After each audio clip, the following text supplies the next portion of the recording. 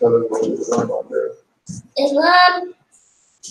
Tell me what Islam is. Yes, sir. Yeah, let's go do a prayer.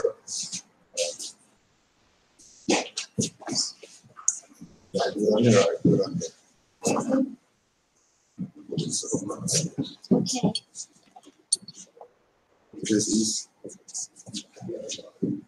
Allah for the viewers. Allah for the viewers. Father of love, truth, peace, freedom, and justice. And justice. Allah is my protector. Allah is my protector. My guide. And my salvation. By night. And by day. With Holy Prophet. Noble Jali. Islam. Thank bro. Islam. We'll have a seat. Good job.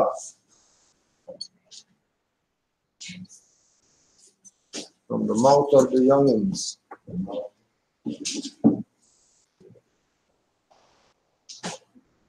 As usual, read our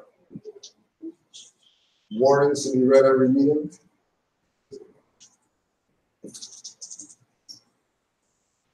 I hereby inform all members that they must end all radical, agitating speeches while at work, in their homes, or on the streets. We are for peace and not destruction. Stop flashing your cards at Europeans. It causes confusion. Remember, your card is for your salvation. Failure to obey these orders will be of severe consequence. We are for love, truth, peace, freedom, and when these principles are violated, justice must then take its course. Any members who hold malicious feelings toward the temple or the prophet, or violate the divine covenant of the Moorish movement, will receive the reward from Allah for their unjust deeds. All true Moors will and must obey the laws laid down for them by their prophet. If they lose confidence in their prophet, they should turn in their cardin button, cease wearing their turban and fez, and return to the state where I, the prophet, found you. This is a holy and divine movement founded by the prophet Noble. And if the prophet is not right, the temple is not right. The prophet, therefore, is sending out a divine plea to all true Moorish Americans that they do their part in protecting their prophet and the temple. This is an everlasting movement founded by the prophet through the will of Allah to redeem his people from their sinful ways. Noble Jawali. Islam. To be proclaimed at every meeting. I am glad to know that I have a few faithful Moors among you all, and I desire for them to know the truth and the divine truth. There is a host of jealousy about me and the movement now by the same people of our side of the nation that claim I was only a joke and unreal. But now, since they have found out from the government officials and the nations of the earth that this is the only sole foundation that all Asiatics must depend upon for their earthly salvation as American citizens, they are working every scheme that they can to disqualify me so they may take charge of the situation. I have notified all these things to you long ago in the past. It is through the faithful Moors that attribute to the movement and uplifting funds. The ones that pay their divine respect to me and the movement will be remembered. That is why I am calling upon all faithful Moors to increase their faithfulness to me, your prophet, and your divine Moorish movement. I need finance and I need it badly. Never before have I needed finance so badly as I do at present, so I can shove aside the discord that is facing the nation. It all comes through jealousy because of my fame and nobility. The nations of the world will not recognize the movement without I, the prophet, being here. It has been proven by my works, which I have performed in the past few years. Prophet Noble Jawali. Islam.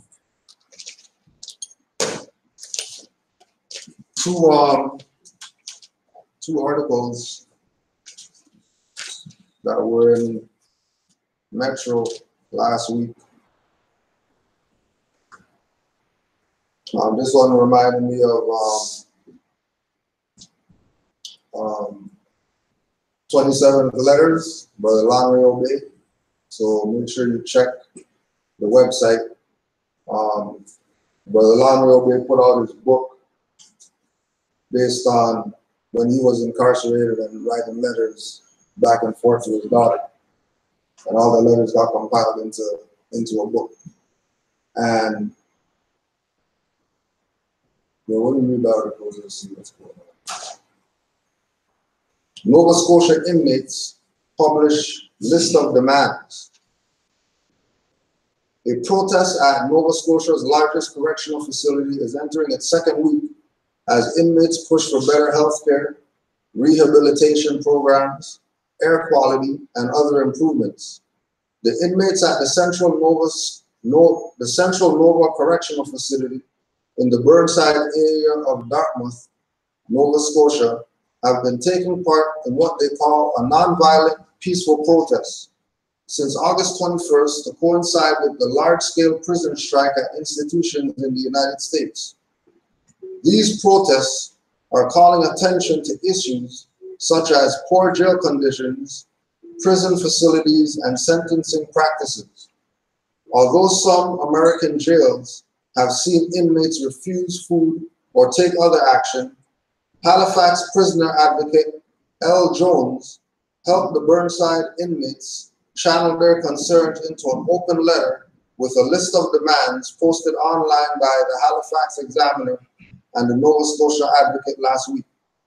The demands range from adequate health care, contact visits, rehabilitation programs, exercise equipment, the ability to change visitor lists, better air circulation, library access, and healthier food options.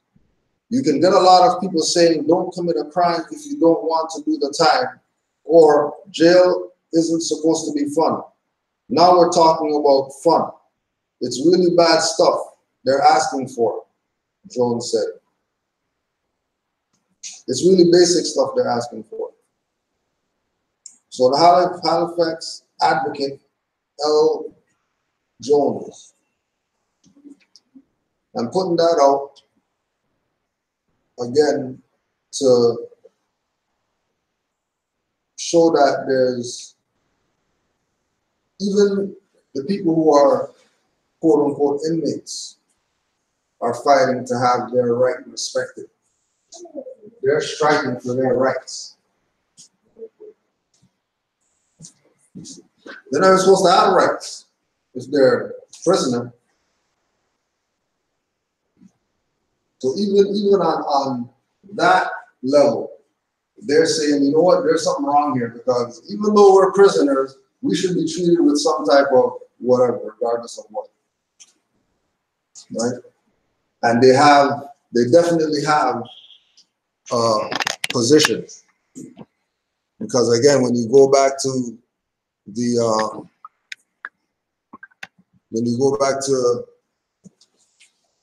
the concept of these institutions are in existence because of big corporations that back then. Corporations, people go out here and go shop at, got stocks in prisons. And we know from people on the inside who, you know, they take the means of using the chaplain as their quote unquote advocate because of them not being able to get mail or get certain things. Right? Recognizing that they're being violated. Because they're being violated, they have to find other ways of, you know, surviving. And that's in that world. We're not talking about out here. That's in that world where it's locked down. You shouldn't be able to do anything other than those people saying you could do it. And then those people in that position are standing up and saying about rights. You know, so everybody has a part to play with regard to rights. If those people are going to say they want rights and they should be respected, then everybody should be on that position. And then again, you have, you know, which brings up the second article. First Nations win Trans Mountain case. Pipeline loss could force federal to rethink on resources and reconciliation.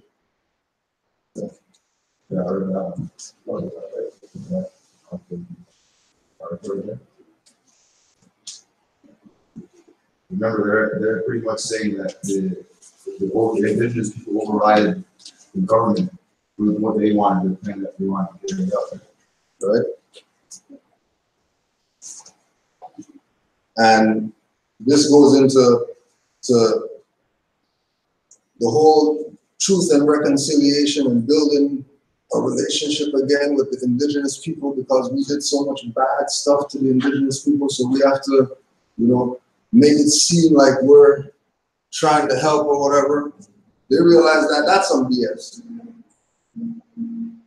Right now, these are people who are reserve bound now, that stand up for their right or whatever, and so-called government is going with their quote-unquote demands. And it's only because they're standing for it.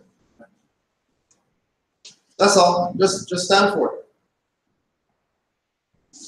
You have multiple, or you have a majority of people standing up for a single thing. That single thing is multiplied by the amount of people that are standing up for it.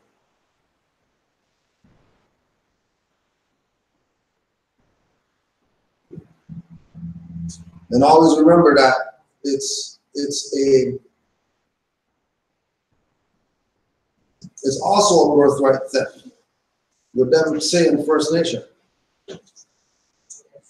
When they're not first, those guys who they're giving all this finance to for some truth and reconciliation, whatever, those aren't the First Nations.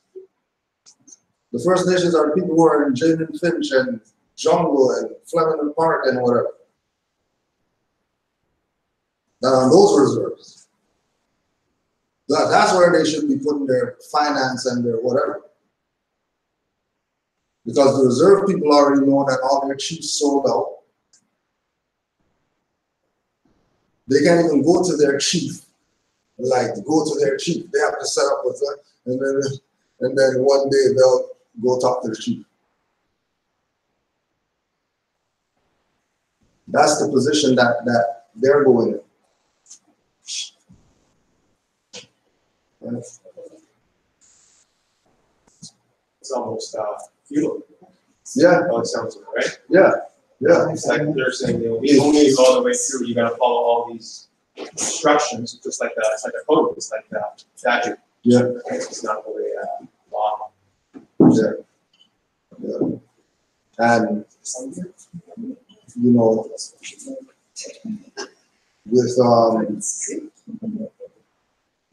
with the thing about them is that they know it's not them.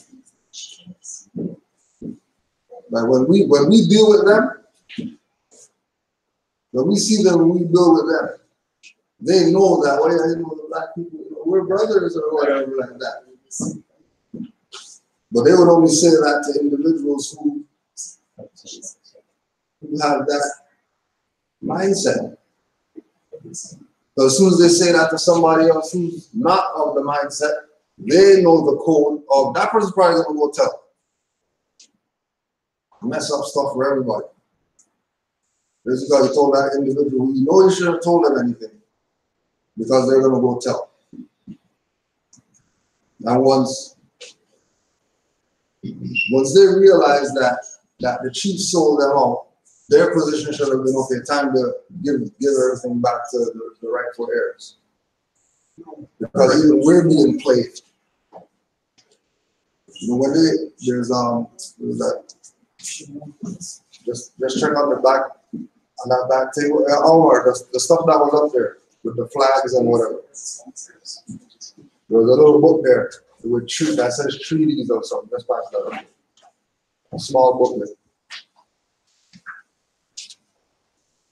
Or treaties or something.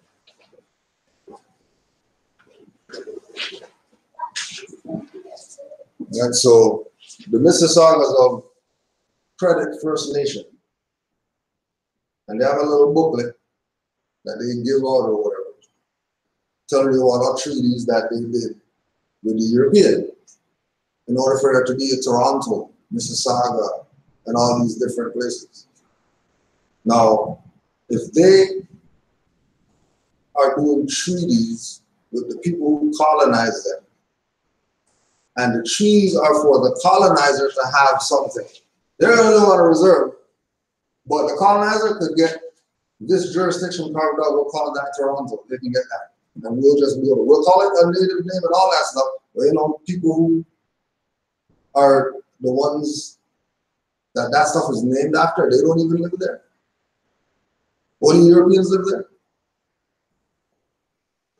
But all these, like they say in history, they call these in history the dummy treaties. Because they know that these treaties weren't done with the legitimate people of the land. And it's just a further level of the subjugation, because those people should have been saying, hold on a second, now we need to go and talk to somebody before we do some treason with you guys.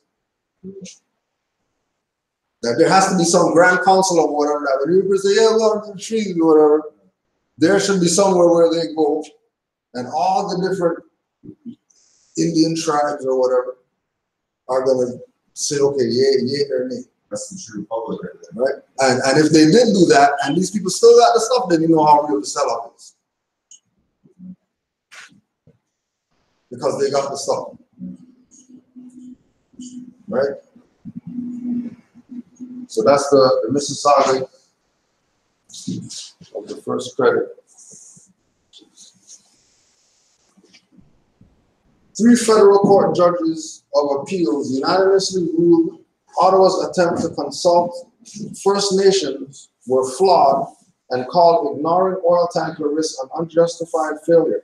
In response to the court decision, Alberta Premier Rachel Notley announced her government would pull out from the National Climate Change Plan.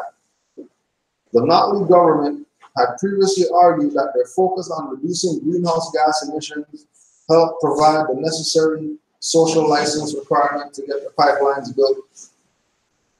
For years, Trudeau has been standing on their consultation plan, and it failed.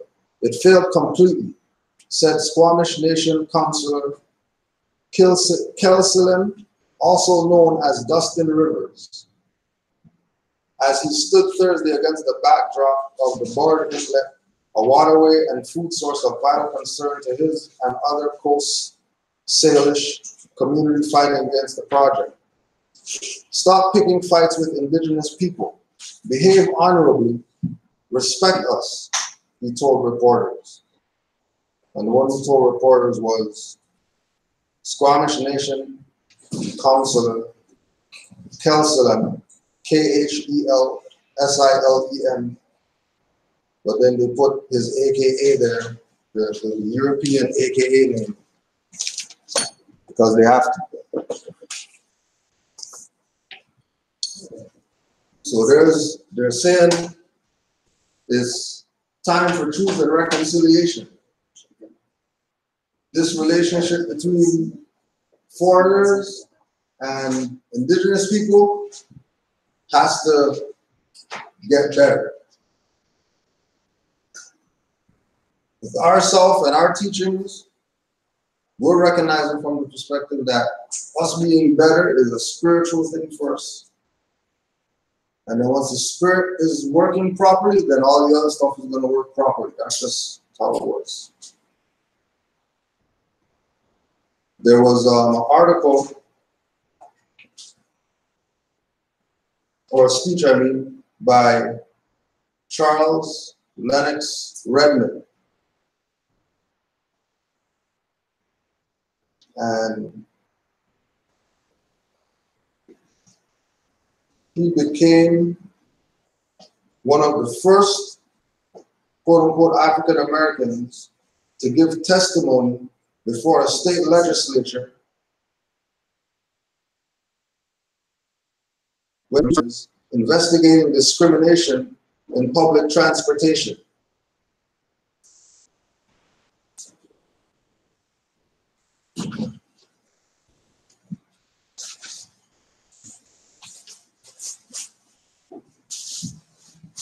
And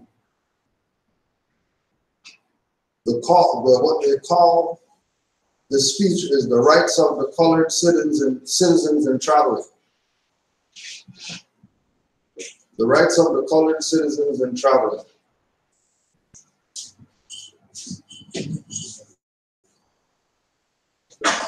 Rights of the semblance. Yeah. Rights of semblance citizens. Christians.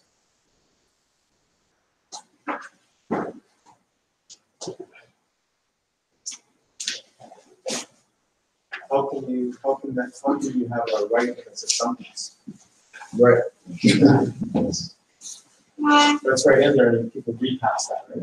Right. And again, this is going back to the whole point of why we did the live yesterday about status correction and the importance of letting these people know that you're not their nigger. Because they already know how they're going to deal with people who look like us. Proven track record of how they're going to do that. Like, that's how they do when they see people like us. Only one way they do it. So, knowing that they do that because of us having compromised status, because of us being of a mindset that, oh, colored citizens have rights. But again, we say colored has nothing to do with citizen. So if you're claiming that you're colored, you're not a citizen. Period. That's just what it is. But when you listen to how the brothers articulated himself with regard to this position, we know that even them calling it this is probably colored. Because they really don't want it to be given the consideration that it should be given based on the content of what he's talking about when we go through this.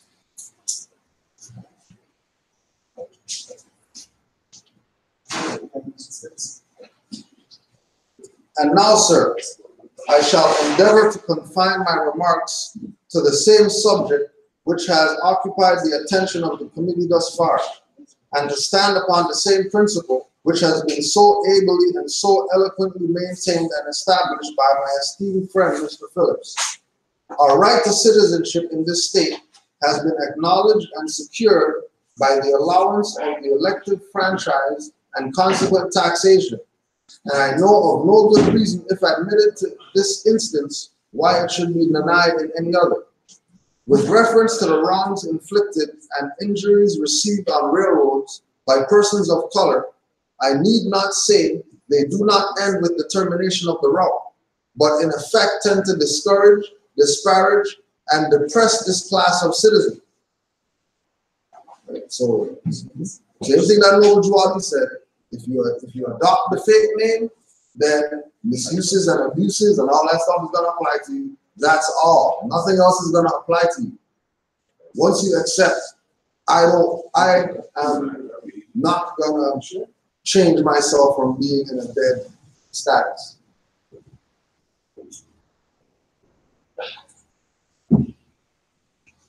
All hope of reward for upright conduct is cut off. Vice in them becomes virtue.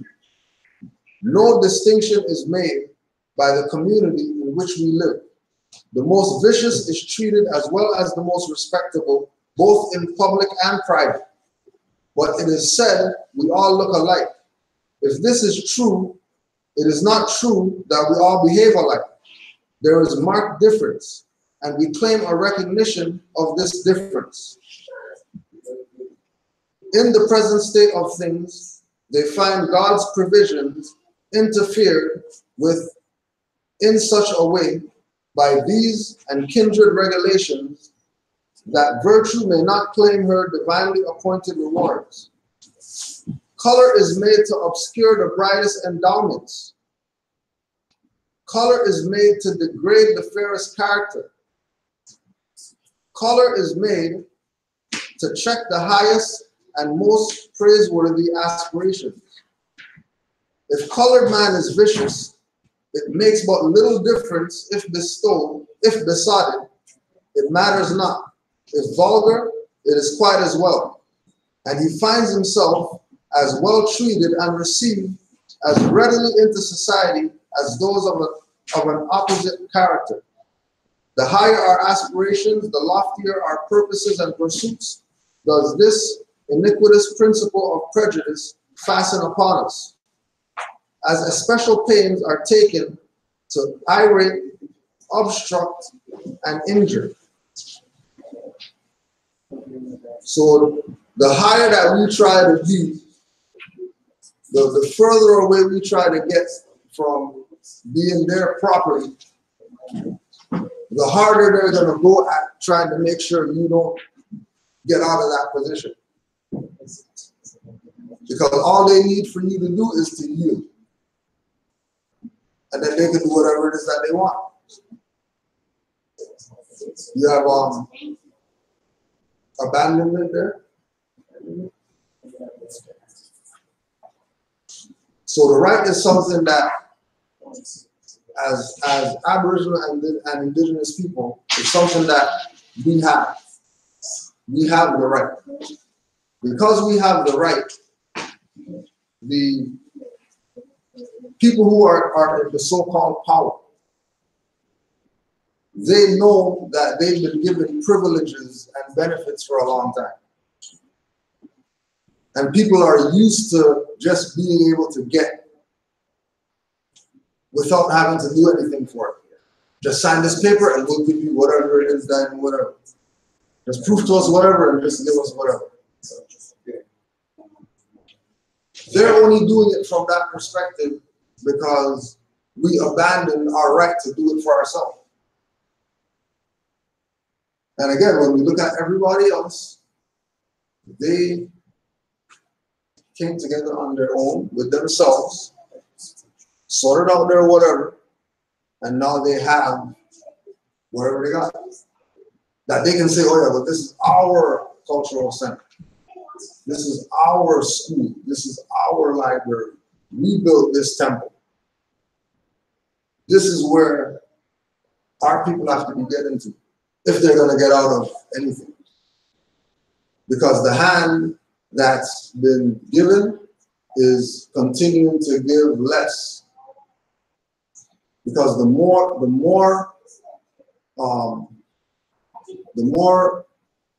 they create this idea of, you know, save the at-riskies and save the disenfranchised and the gentrification of the whatever, and it's only happening, and they're not thinking, oh, it's happening because we're in a status that allows that to happen.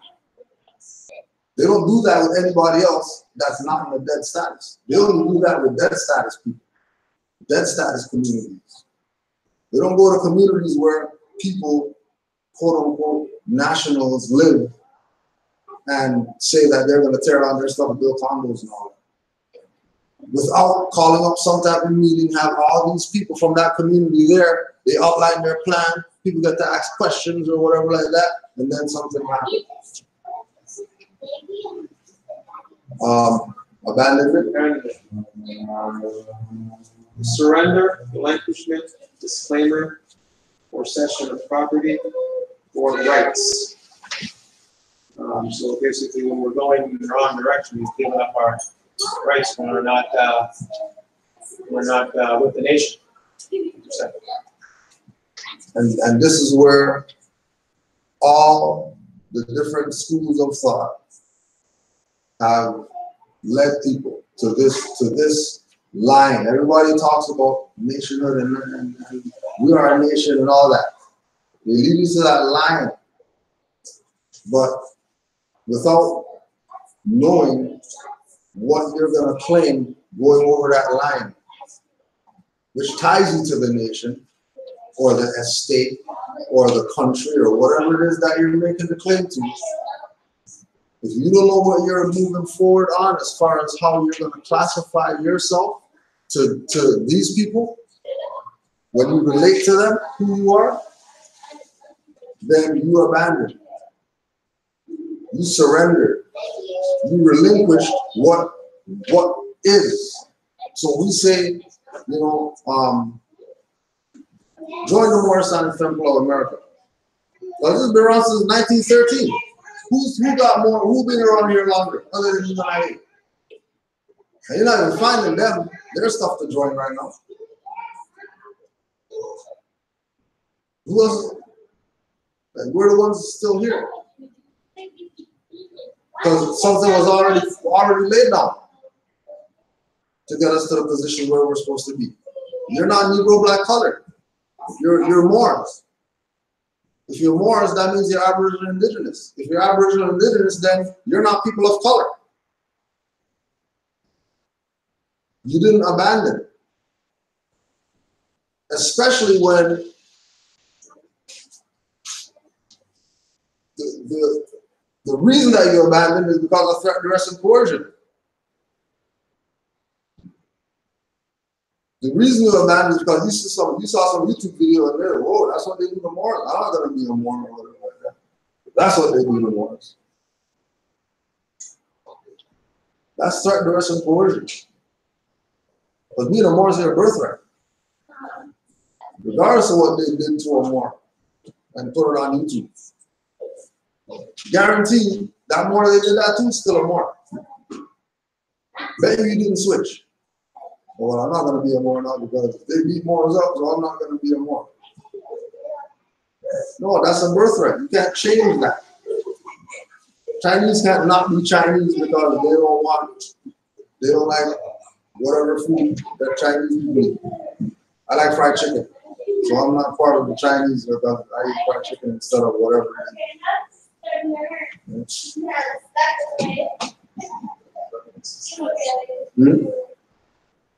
Any comments or questions? If you have any, just throw them out.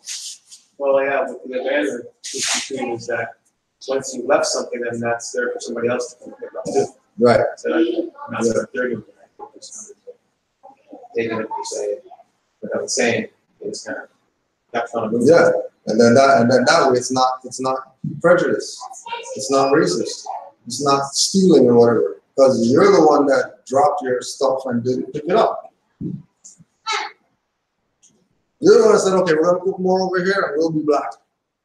We'll be African. We'll be Pan-African. We'll be whatever it is that we want to be. Except tying ourselves to something that legitimately has a history, that has a culture, that's still around today. So it's not like we can't find out about things that are Moorish that are still relevant in 2018. Like there's no Kemetic stuff relevant right now. Like because that was way back then. That's nothing new right now. Especially since those Kemetic people entrusted the Moors with all the stuff after Kemet fell. So anybody who's Kemetic should really be on Moorish science, no question. But they'll force that there's some Kemetic whatever. Yeah, we know what Ma'at held the scales of justice, which is law. So you're still dealing with chematology if you say more science. Because Ma'at dealt with law. There are laws of Ma'at.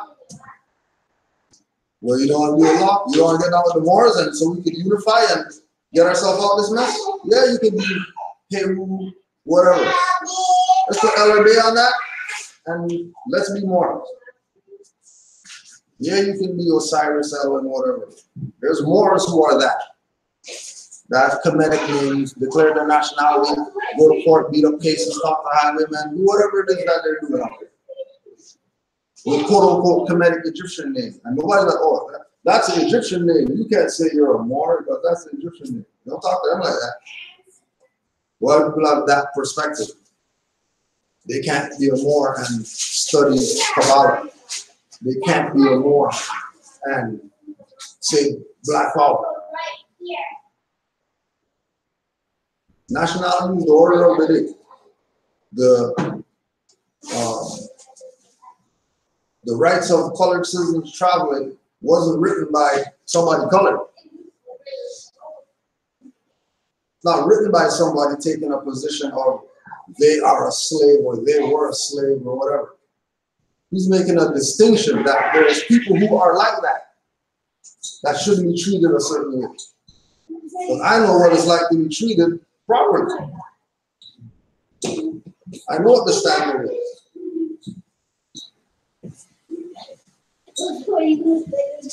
The grievances of which we complain, be assured, sir, are not imaginary, but real, not local, but universal, not occasional, but continual, everyday, matter-of-fact things, and have become to the disgrace of our common country, matter of history.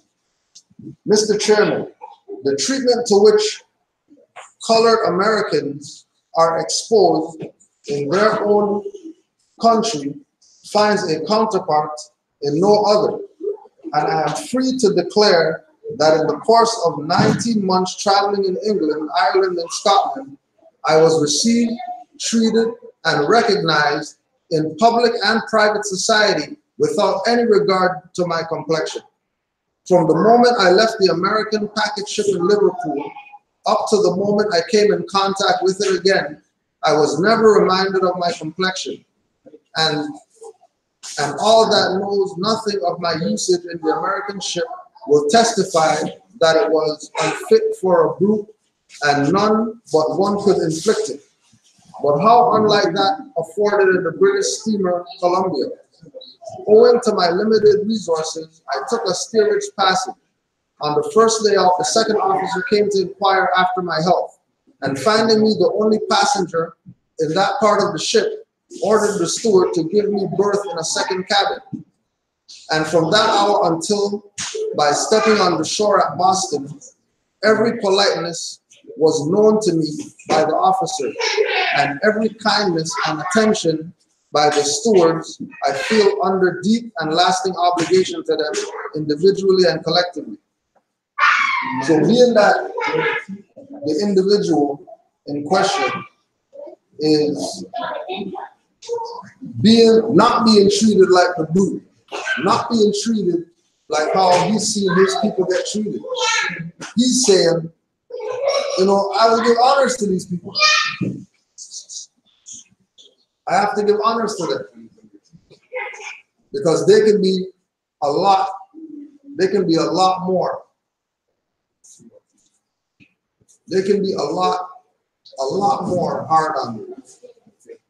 They can treat me a lot more messed up. They're able to do that, but they're not taking that position. And then again, this is 1842. 1842, they didn't just take him and just lynch him. What do you mean, just like we're talking about with 10,000 men named George? Oh, yes. Right? That's, it was very inhumane to be treated in a certain way, but yet these men had the strength to do this job, where they were treated, you know, below, you know, something, every one of them was involved in our quarters, forward train line. They weren't fighting to use their own net. Every client left train to call the door, to call the door. Outside, meaning that they were placed. And they like 1/3 of like that racing. So the traditional work like weeks at a time.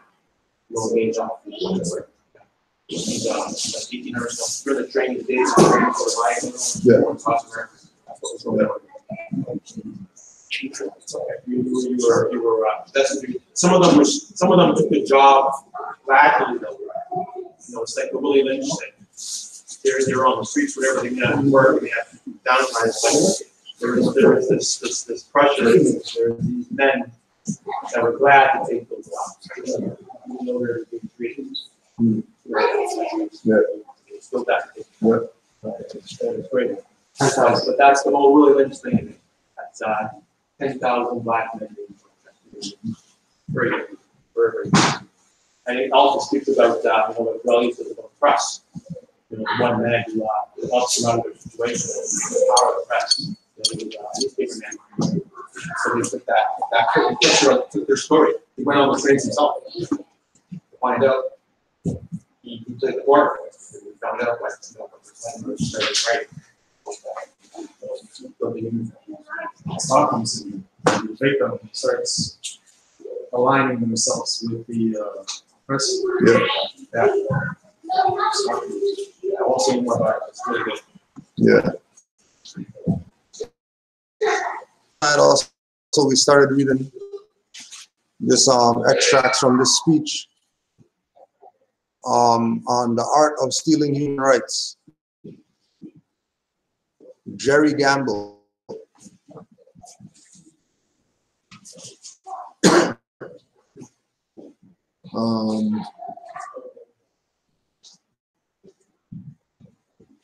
Number 8, allow a few individuals to make the grade and point to them as examples.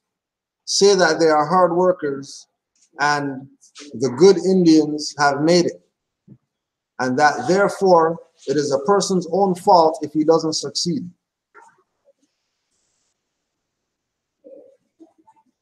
So just to recap, speech given by Jerry Gamble at a conference on human rights at Tobique Reserves in New Brunswick in August 1958. In this speech, he warned Native people about how society goes about taking away the human rights of Native people.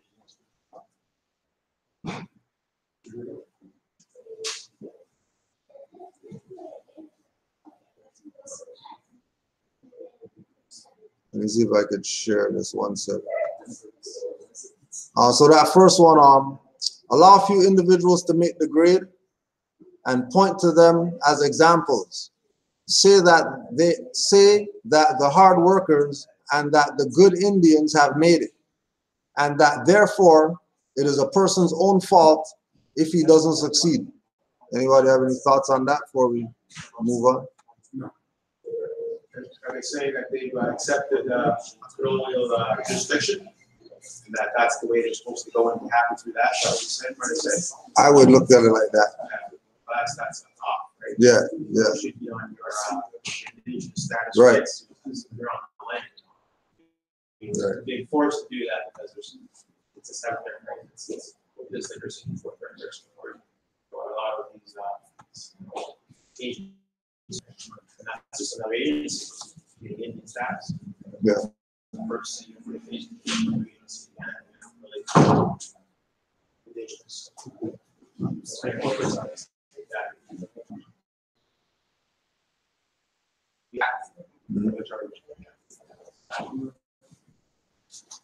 Appeal to the Indian sense of fairness and tell him that even though things are pretty bad, it's not right for him to make strong protests. Keep the arguments going on his form of protest and avoid talking about the real issue. Refuse to deal with him while he is protesting. Take all the fire out of his efforts.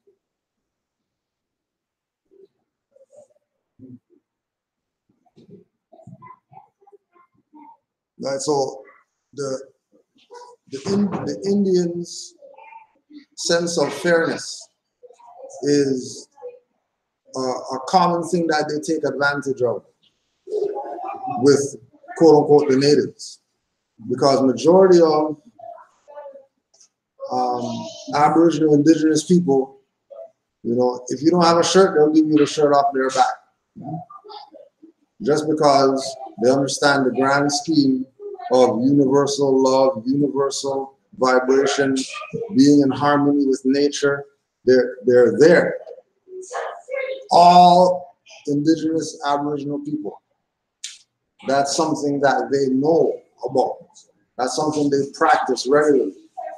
So if they're not gonna hurt a bee and a fly and whatever, then obviously they're gonna have a certain relationship with individuals.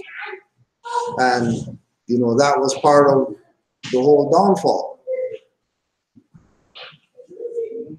Because this is a tactic of them appealing to your human side. It's like even obviously some of the codes they write are written that way, but still code, even though they're trying to say, here's something we're giving back to you that make you feel better. But just make you feel better because we're still signing into something that they're organized for you. rather than doing the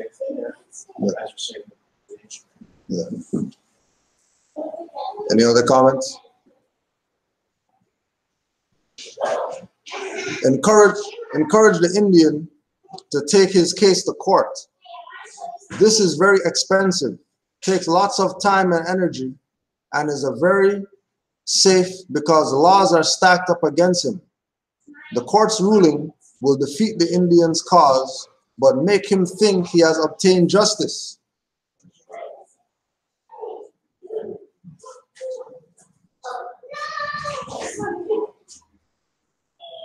Encourage the Indian to take his case to court.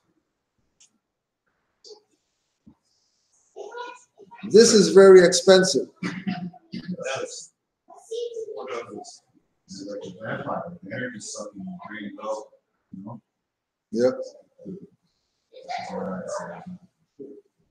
We know how expensive that is. Yeah, yeah. On the monetary, but then they also know how expensive it gets because they also said that on top of it being very expensive, it takes lots of time and energy.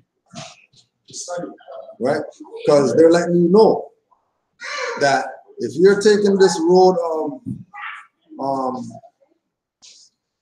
go to their court for whatever, these people are going to drain you. Kind of says that make the Indian right? So it's like he's still in a status. So going back to court again, he's still in his jurisdiction. Right. And that's a carrot in itself. When they say let the Indian go to court, it hasn't been a court since the 1800s. So these are tribunals. So that's horrible change.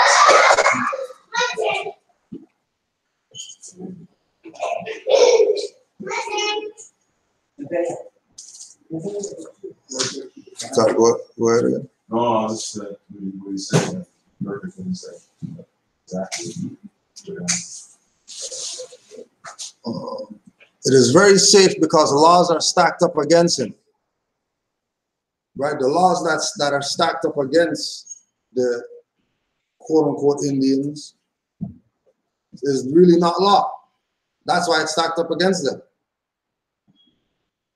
Because it's so much of what it's not supposed to be that anywhere that you go, you're trapped. There's no real outlet for you going into those arenas. The only outlet is you going in there for yourself.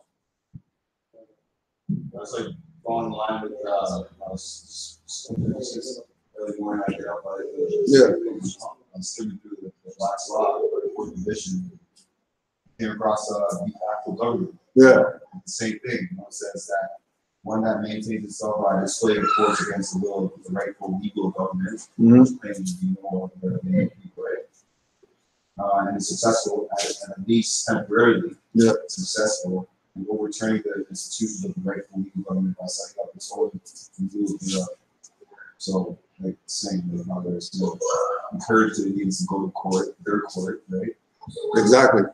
To do what they're, you know, the stuff out there, giving them their reserved land, we'll stuff the stuff for them in courts, you know. Yeah.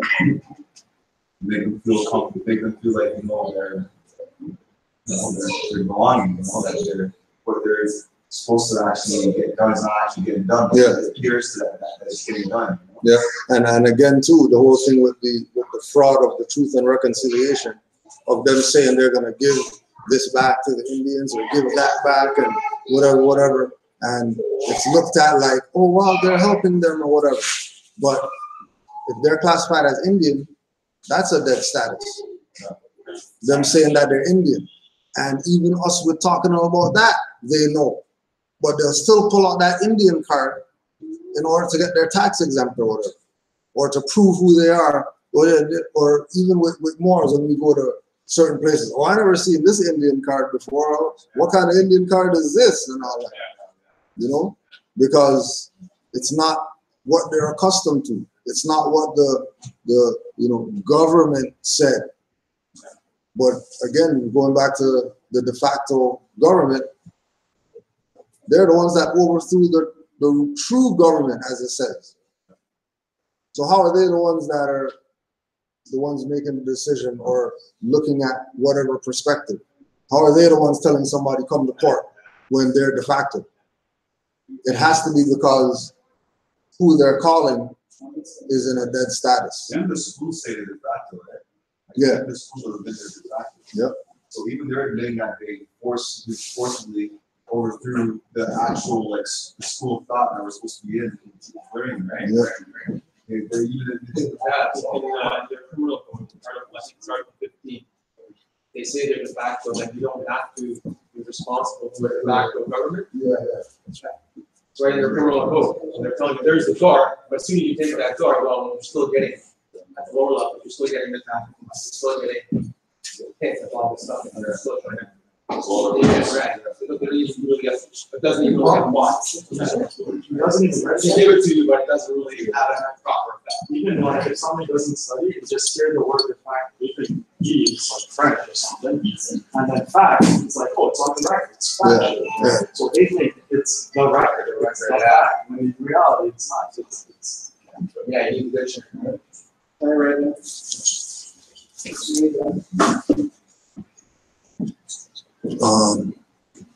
The court's ruling will defeat the Indian's cause, but makes him think he has obtained justice. Make the Indian believe that things can be worse, and that instead of complaining about the loss of human rights, to be grateful for the rights that we have. In fact, convince him that to attempt to regain a right he has lost is likely to jeopardize the rights that he still has. That's it right there.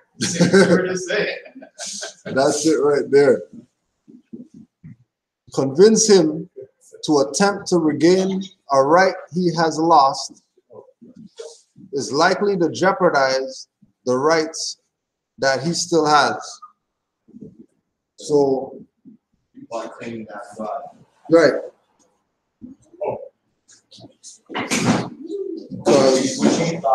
Which he probably, in a sense, didn't know in a way, in essence, that it wasn't really fraud, but in the end, it turns out to be fraud, right? I mean, even from the perspective of, like, if we look at, for example, with the people with the right to travel, when they stand on their right to travel, and then they're telling them, well, why don't you just get the license? Like you can drive. Yeah. You can drive, just get the license. Why are you gonna have this? Well, if I could drive, then why not just let me exercise my right then? Here's the Black Law Dictionary definition: Indian land owned by the United States, was held in trust for hand used by American Indians. Right. So if it's land owned by the United States, it's Yeah. corporate. In the Indian land. De facto government. Right. It's also not yours. So, Yeah, they're holding it in trust, is what they're saying. They're saying They're holding it in trust because those people are incompetent. They're minorities. So they can't hold their own stuff. So we'll have to hold their stuff for them. And then we're getting to that place of, we realize now that, we're minority. Okay, well, you don't have to hold our stuff. We'll hold our own stuff. Right? We'll entrust our stuff with each other, opposed to you holding it in trust for us until we get to our competent minds again and all that stuff. We don't even need any of that. That's why we have Temple, Moorish, Divine National Movement, Great Seal. All those things that's the trust house. You put all your stuff in. Put it in the nation. Nobody has jurisdiction over the nation other than people who are part of that nation. Right?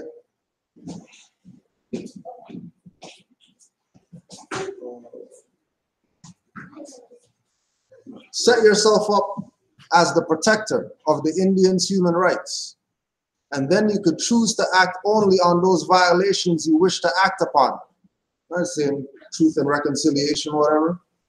Canada saying that, oh yeah, we're gonna recognize that, whatever, whatever. And then the Indians with the card, yeah, they recognize it, whatever. No, they don't. What do you guys get? You still live on the reserve. What are you cheering about?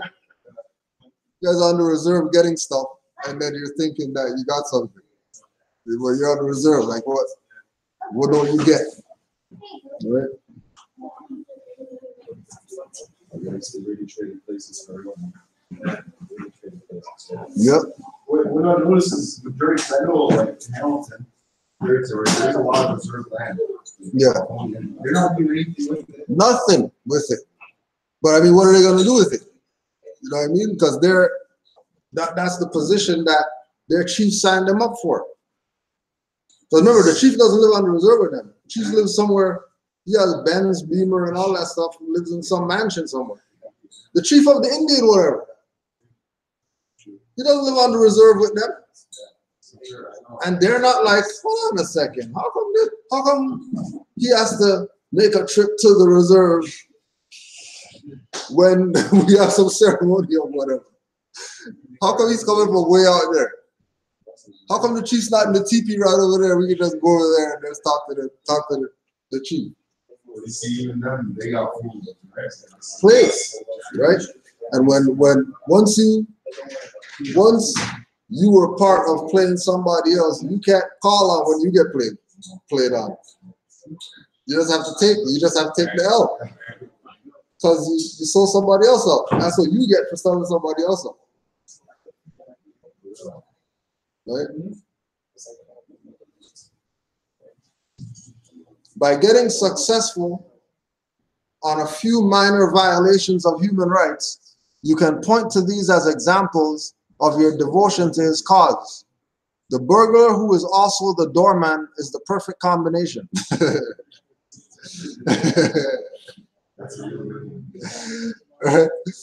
By getting successful on a few minor violations of human rights, you can point to these as examples of your devotion to his cause.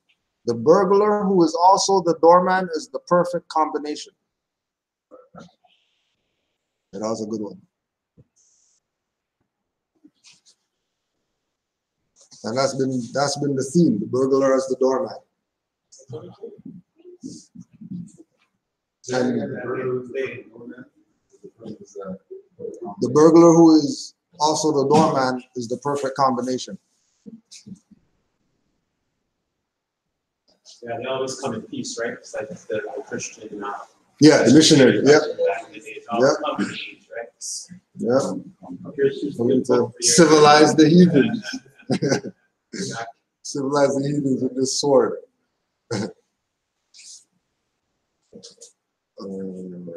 Pretend that the reason for the loss of human rights is for some other reason other than the person is Indian. Tell him some of your best friends are Indians and that his loss of rights is because of his housekeeping, his drinking, and his clothing. Now remember those ones. Being in the black mine.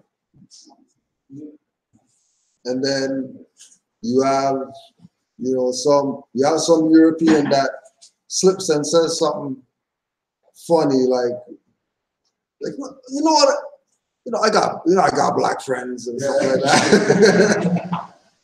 I got black friends too. You know what I mean? I didn't mean it or whatever. You meant it. You meant it. They love using that one. Oh, they love that one. They love that one.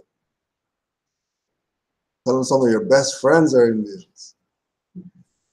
Make the situation more complicated than is necessary. Tell the Indian you will have to take a survey to find out how many other Indians are being discriminated against. Hire a group of professors to make a year-long research project. And then that one is, for example, how they did the grant stuff out here, where grants is the way to liberate a community. Just go apply to the whoever, and then they're gonna, and then you have to go through the process of what, then you have to find somebody over there who's a recognized whatever to be on the board of the thing, and then you need 10 of those people. So then you take 2 years to figure out this thing, get this grant money, and then in 3 years that thing's done. It didn't sustain itself. It wasn't set up to do that, but they make the situation supremely complicated when it's really not that serious. We have enough gyms here. We don't need any more outdoor basketball courts that are going to be empty in 2 years, 3 years, 4 years. Right? We don't need any more grant money. They gave out enough grant money. We need to make sure that the right individuals are the ones who are getting the grant money. Wow.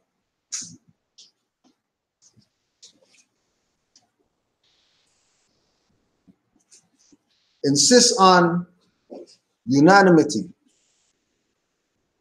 Let the Indian know that when all Indians in Canada can make up their minds about just what they want as a group, then you will act. Play one group's special situation against another group's wishes.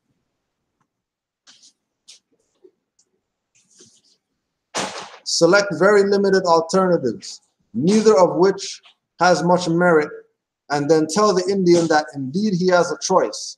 Ask, for instance, if he could or would rather have council elections in June or December instead of asking if he wants them at all.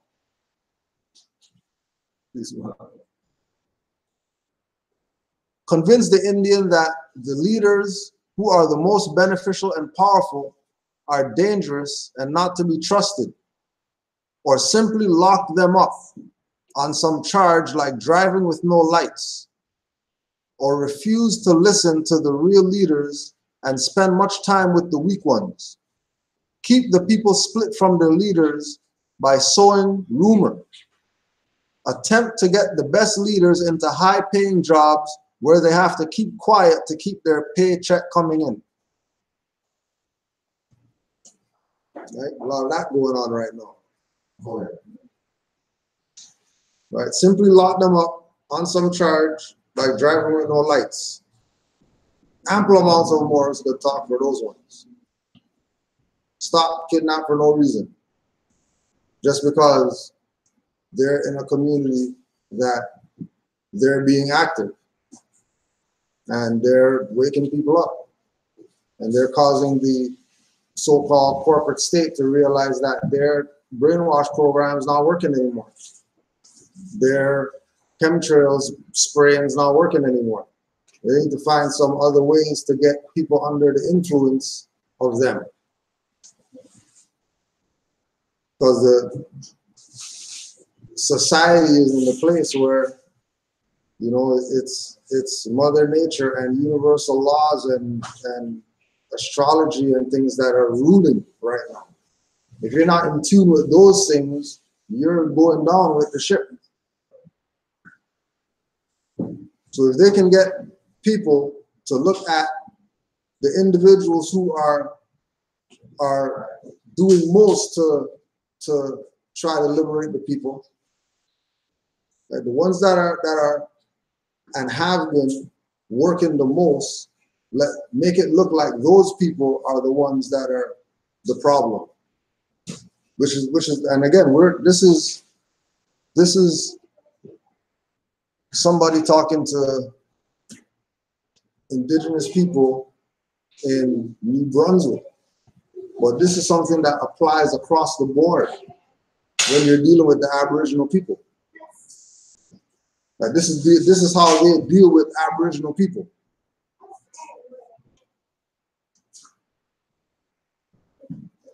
When you hear, that's why we keep bringing up this thing about check how long the people have been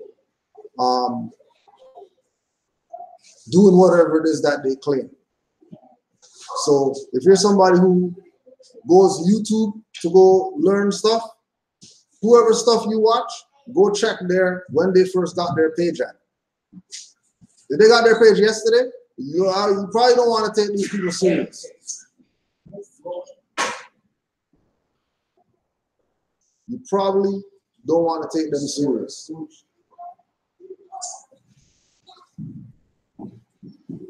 Right? The most beneficial and powerful are the ones that get ignored.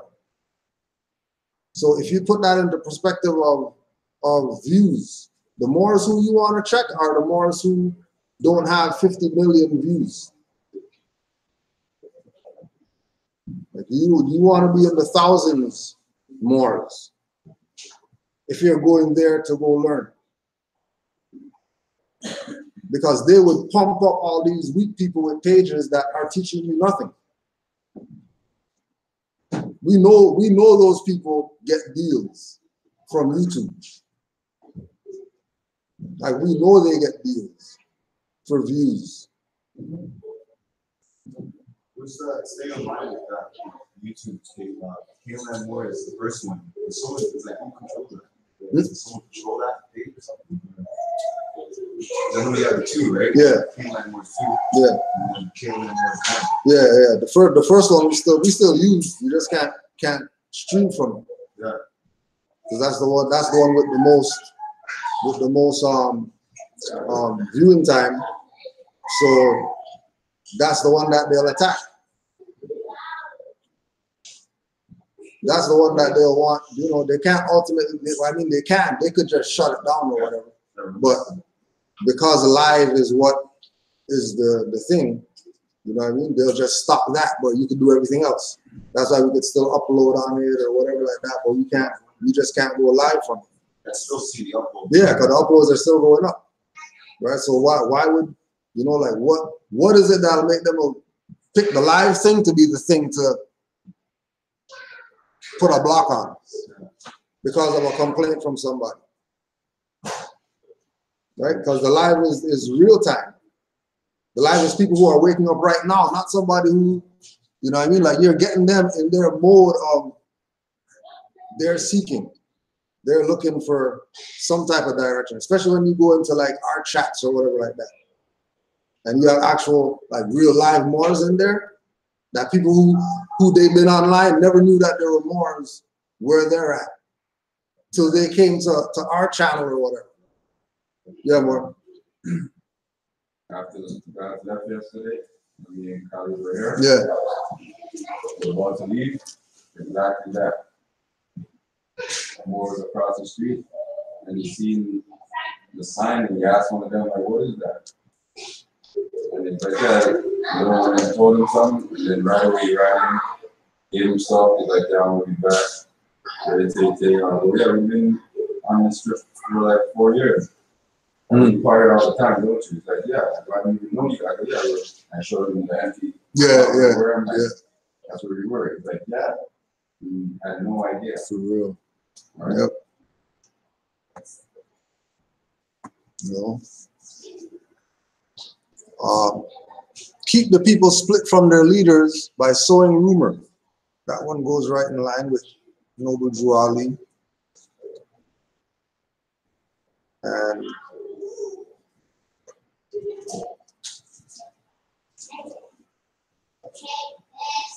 Noble Drew Ali had an article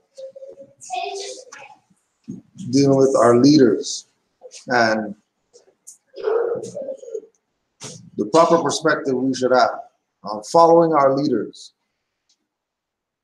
The thousands of Moorish Americans will follow their leaders, regardless of propaganda put forth by those who have designs to hinder them in the work for the advancement of their people. We will not stop to question the requisites, qualifications, nor anything else, so long as our leaders who have investigated and passed on the course of action which we feel is enough endorsement for us to act. We have long known that the first attempt to crush the leaders of any movement or organization is to plant dissension among their followers. Such will never be the case with the Moorish Americans. For when we have chosen our leader, that within itself tells the world that we are going to follow them. All of the knocks and slams that come from anyone against our leaders will be ignored by us. Where they lead us, we will follow. Right? So going back to keeping the people split from their leaders by sowing rumor. One of the biggest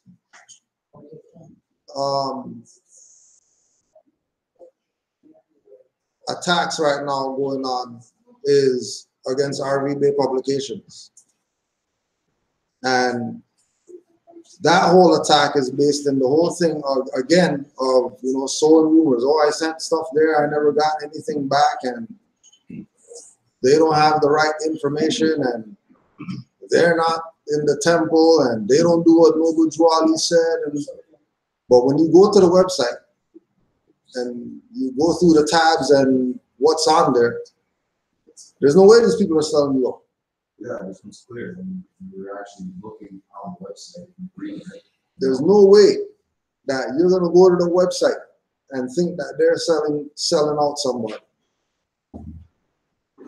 Because again, we know the standard that has to be upheld with regard to our people getting this level of information, right? We always talk about when we started in this Moorish movement, there were so few dirty Moors, they didn't even matter. Because there was nothing that they were stopping. When we went to Chicago, Moors in Chicago with fleet of cars with their own tags on it. When they said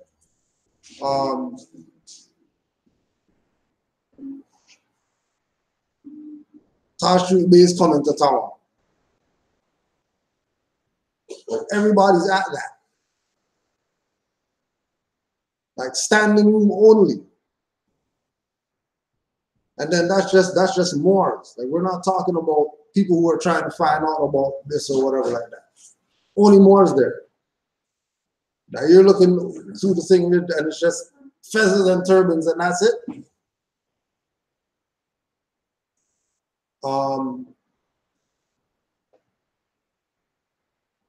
When Brother Asir even was lecturing out of New York still, before he realized that the black BS that was going on there and jumped ship. Yeah.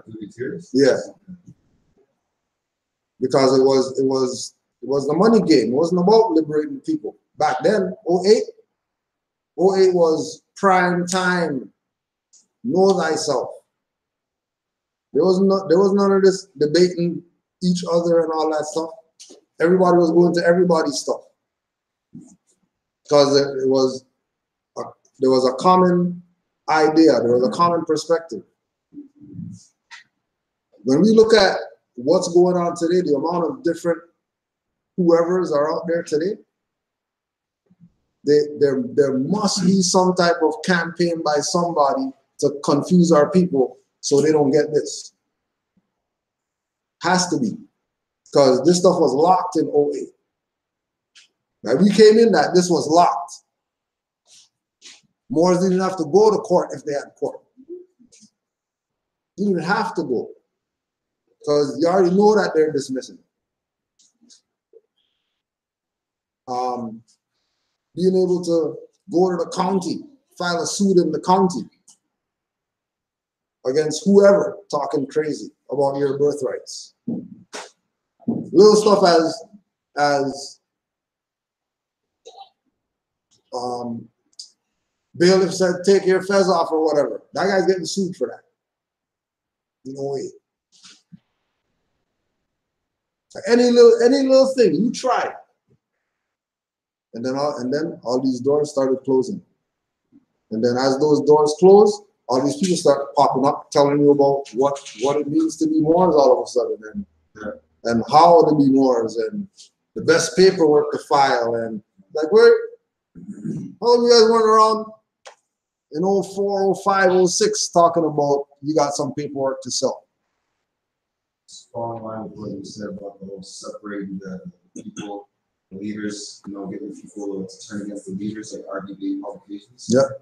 That's Rise and Ryan right there, that's a leader. Yeah. Right?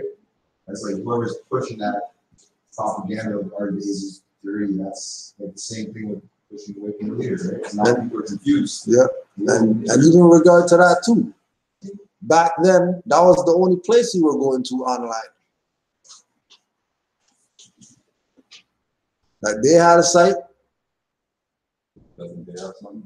Pleasant Bay had a site. Yeah. So Pleasant Bay had a site. RV Bay Publications had a site.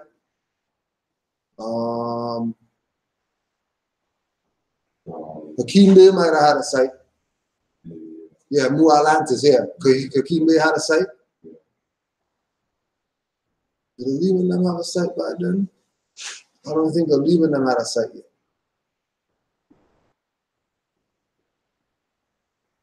Who else? And whoever else. There might have been some like Aboriginal and Indigenous. But yeah, they were later. They were probably about 2011. Yeah, 2012. I see the copy. Yeah, they were about 2011, 2012. RV Bay, Hakeem. RV Bay from 2008, no? 2007. Yeah, somewhere around there. But yeah, there were no dirties like there are today. Like it wasn't like how you see it today.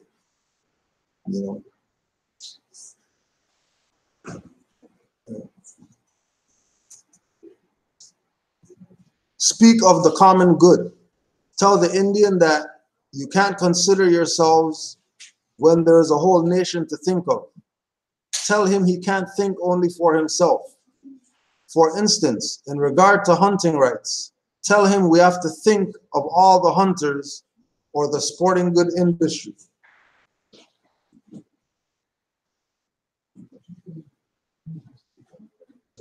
Right. Speaking of the common good. So like Moors being told that they have to go to the temple to be a Moor. You're not a Moor unless you go to the temple and the Grand Sheikh signs the thing, and then you're a Moor because the temple said. Not really. You study and you got the right sources, you'll be fine as a Moor without a temple. Right? Jesus, how you doing? Good. Right?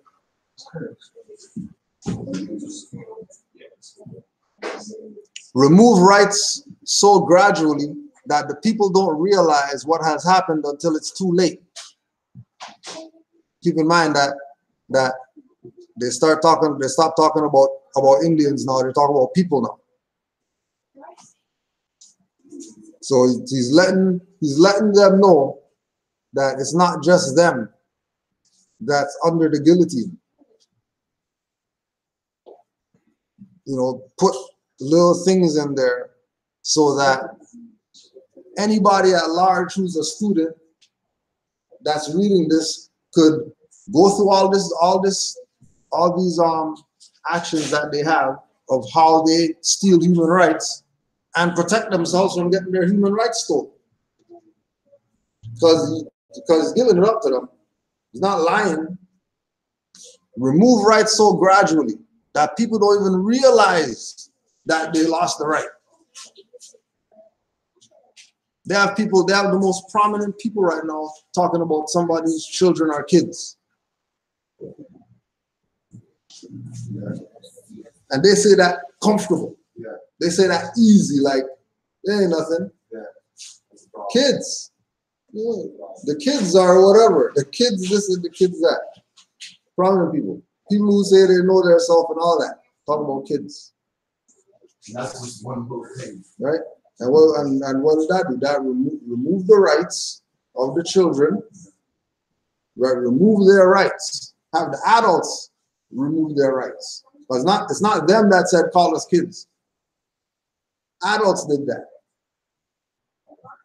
Have them remove their rights, so now they're subject to whatever. Whether it's in school, whether it's in the hospital, whether it's whatever, they're subject to whatever. Right? Gradually take the rights away. Yeah, it's so small. You don't think it's nothing. Yeah, no, but that thing is so small. Like, for them to say kids, and then it's expanded so much that like everybody that knows. Everywhere you embrace that. Yeah.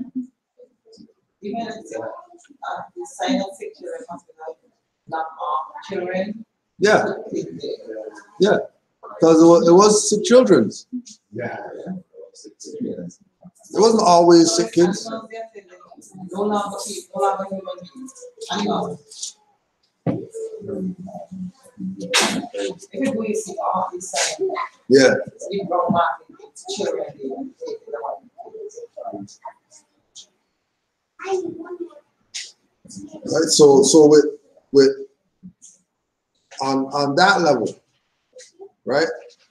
Children, kids, and I'll do the black more, Negro more, all the different labels that we call ourselves or whatever, and see how gradually you just eroded your own rights away. Gradually did it over time to the point where right now, like we were talking about the other day, these youths today are talking about hard drugs as cough syrup or whatever, and Ritalin pills and whatever. Take those stuff for fun. Hard drugs not do lines and heroin and stuff like that. Hard drugs, codeine and painkillers, sniff painkillers or whatever, to get your high now.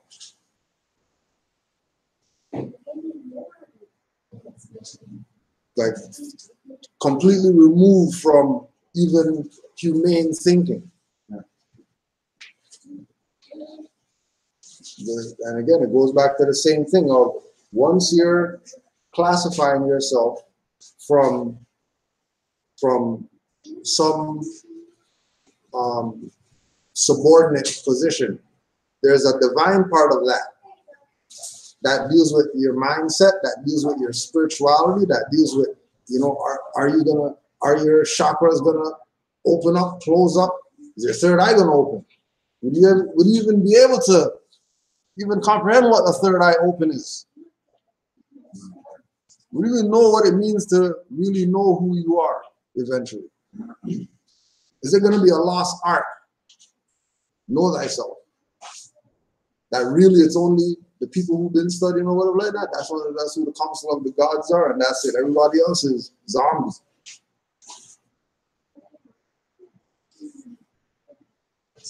Walking Dead. Walking Dead. Right? Yeah, it truly is David and Goliath right now. Yeah. It's really what it is, Yeah. right? Yep.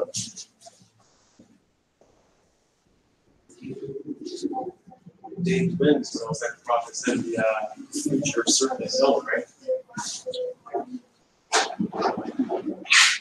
Right. Remove rights so gradually.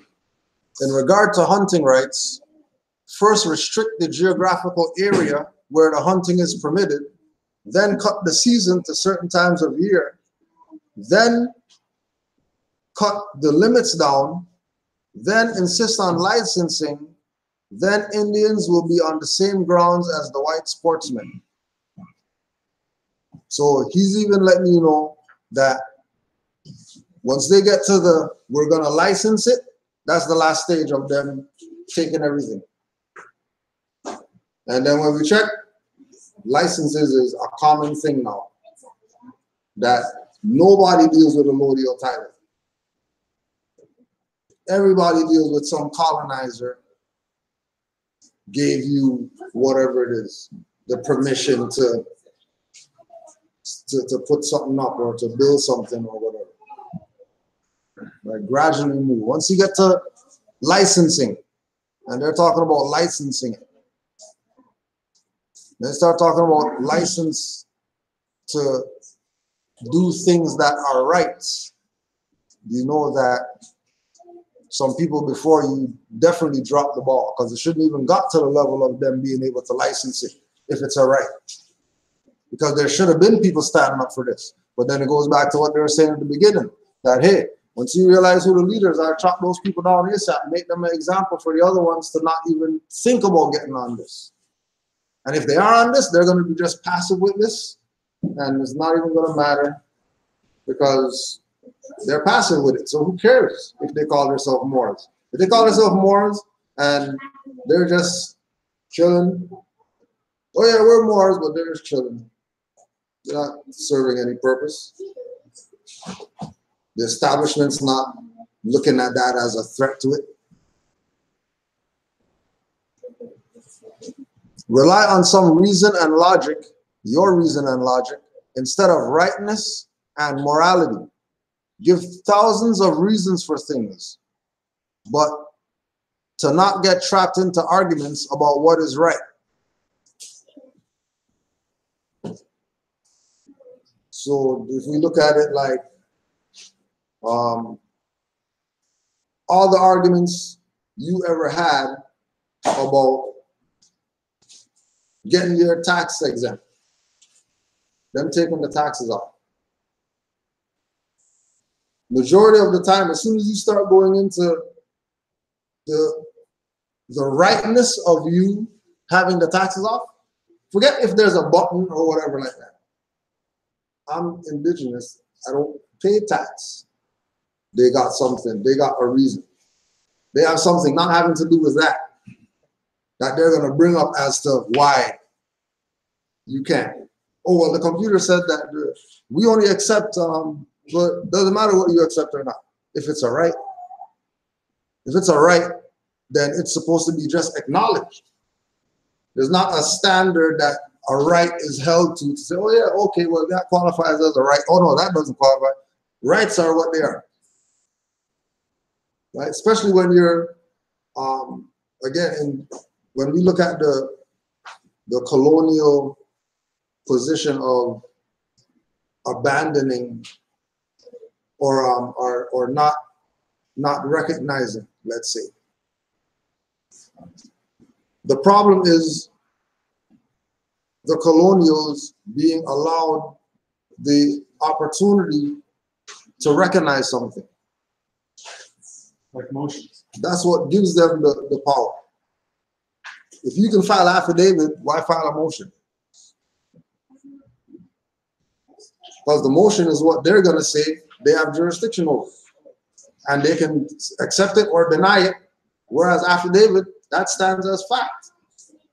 But then if you're not dealing with somebody that's factual, then they can't even really talk in that arena unless you bring it up that allows them to now have some discussion about it. Which then lets you know that, oh, I'm the one with the power then. If it's because I brought it up why we're going to talk about it, then obviously you're not the one that's in control here. Right? And then taxes came from feudalship and kingdoms, right? Right. So you could even go to and war as well. Right. I'm not part of this, right? This feudalism or Yep. kingdom you got more on because that's where it came from. And then and again, when we're talking about, that's why the thing about the UN and the different rights that they outline. Is that the human rights, is the rights of a child, and indigenous rights. So some people fall in one or the other or whatever, and then some in all. Right? Indigenous people, all those apply. To average human being, only human rights apply. To children, only child rights apply. Indigenous children rights apply as far as the indigenous, and the children rights apply. But that's only the indigenous children. Whereas other children, they're only subjected to the rights of the child.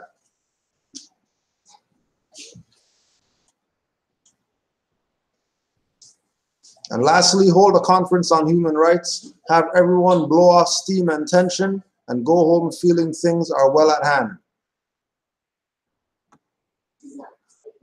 And then if you replace conference with lecture or whatever, forget whatever the topic is, but have some type of forum where these people can go and then they can hear something riveting, then they can get up and they can do the, and then after everything's done, they wake up tomorrow and they're still in the same BS that they just had a lecture about. And nothing's changed. And then they do it on a weekend basis or whatever. And then the black guys come out with their Benzes and their stuff like that or whatever. And all these people still got roaches running all over their stuff or whatever.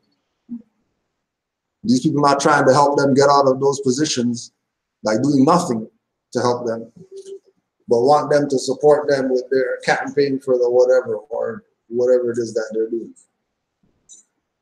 But all they're doing is leeching off the people. Leeching off people that they can't even, they don't have nothing to give. You leeching off them.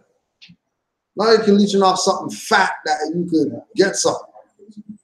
You're leeching off bones. Straight like the pastors. It's funny because like the other day, my buddy was telling me how his dad started going to church. You know, that he went to the same pastor as at the location. Went to this church, and I guess one of the members seen him loading up his grocery carts with groceries.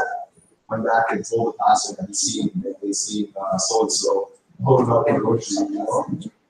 And then the pastor called him out, like, you know, like not directly asking who he was talking to. You didn't pay your tithes, but I saw you buy groceries. Yeah, like, That's the. He said, so you can put money in your grocery carts and you can't put money in your pocket.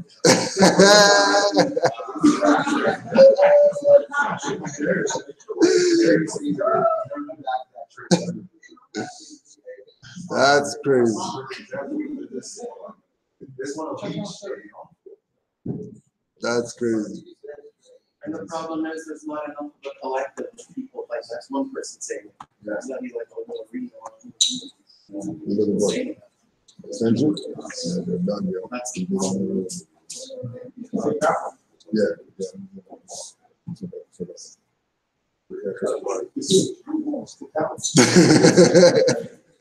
Take over.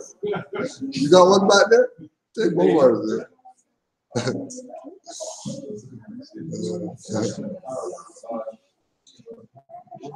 Anybody have any questions or comments? Yeah, no worries, whatever.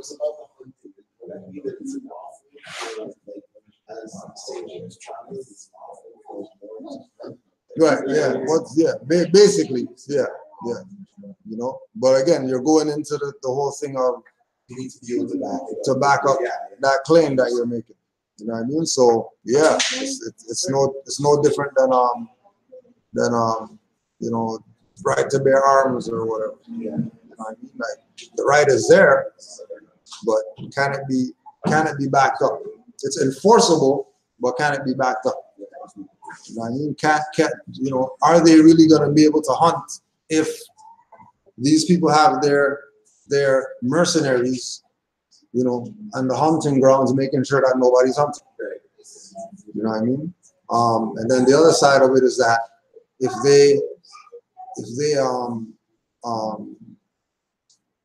unlimit themselves to the reserve, now they have a bigger jurisdiction to hunt it, where they might be able to go somewhere where these guys don't even go in there.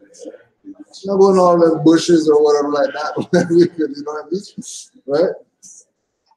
You know, and then those are the compromise moves. Like, okay, you're gonna whatever. We'll just go over here and do our whatever over here. You know, because you're making it very hard for us to have. All right, please, bro. You know? Any other questions?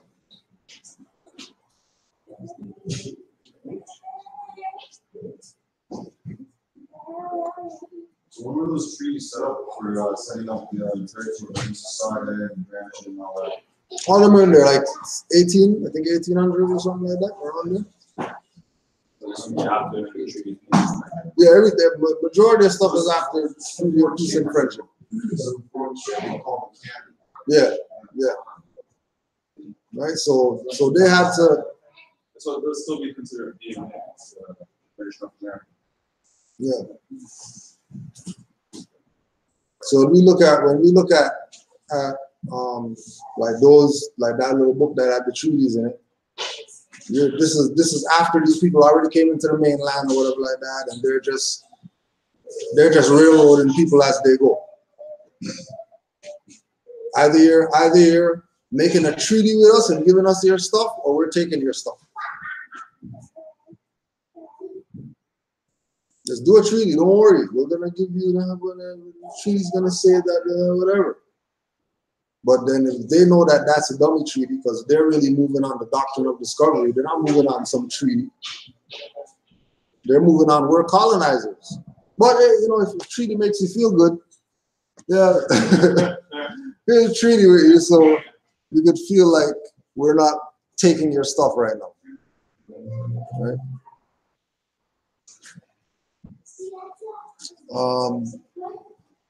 A defender of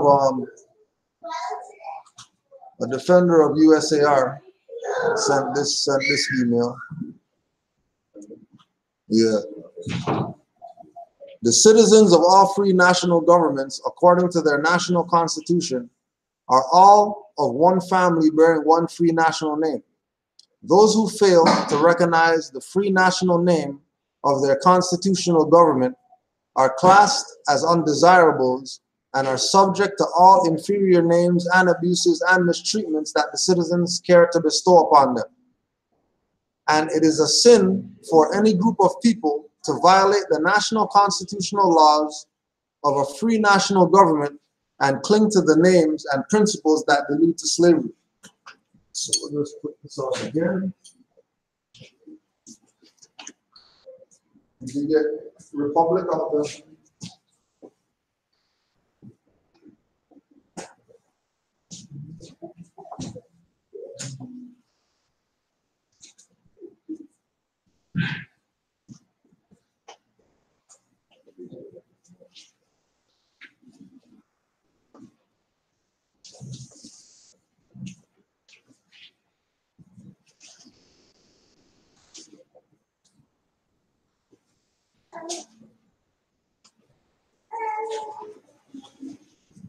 So there's a group of Moors that call themselves USAR.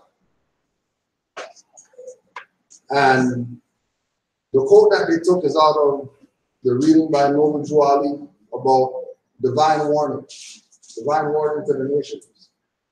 And Noble Juali is talking about making sure you connect yourself to your free national government.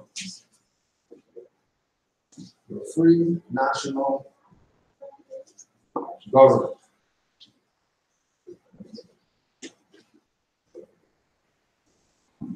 These Moors are claiming that the United States of America Republic is your free national government. As far as if you're a Moor, go to them and you where you're supposed to be as far as being a true Moor, a right Moor, being with the right people or whatever. You got the Republic there? Republic, a commonwealth, that form of government in which the administration of affairs is open to all citizens. In another sense, it signifies the state independently of its form of government. Yes. So basically, that's like in the amendments. It's 9 and 10, where all the rights left over that they've given to the government is left to the citizens, which is To the our dividing, right. the citizens of the dividing laws. Yeah. That's all there? Republic, yes, Okay. So Commonwealth, independent. Now, when we look at people saying that they are whatever for more, right? You have to always consider the timeline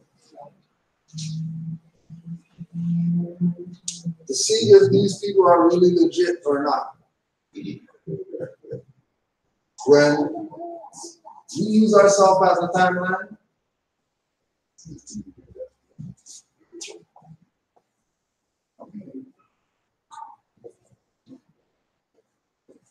right? Our timeline is 2008. So if you're where we're at in this information, as far as this is your institution, then that's before this, we didn't exist. So we're going from this forward. In this time,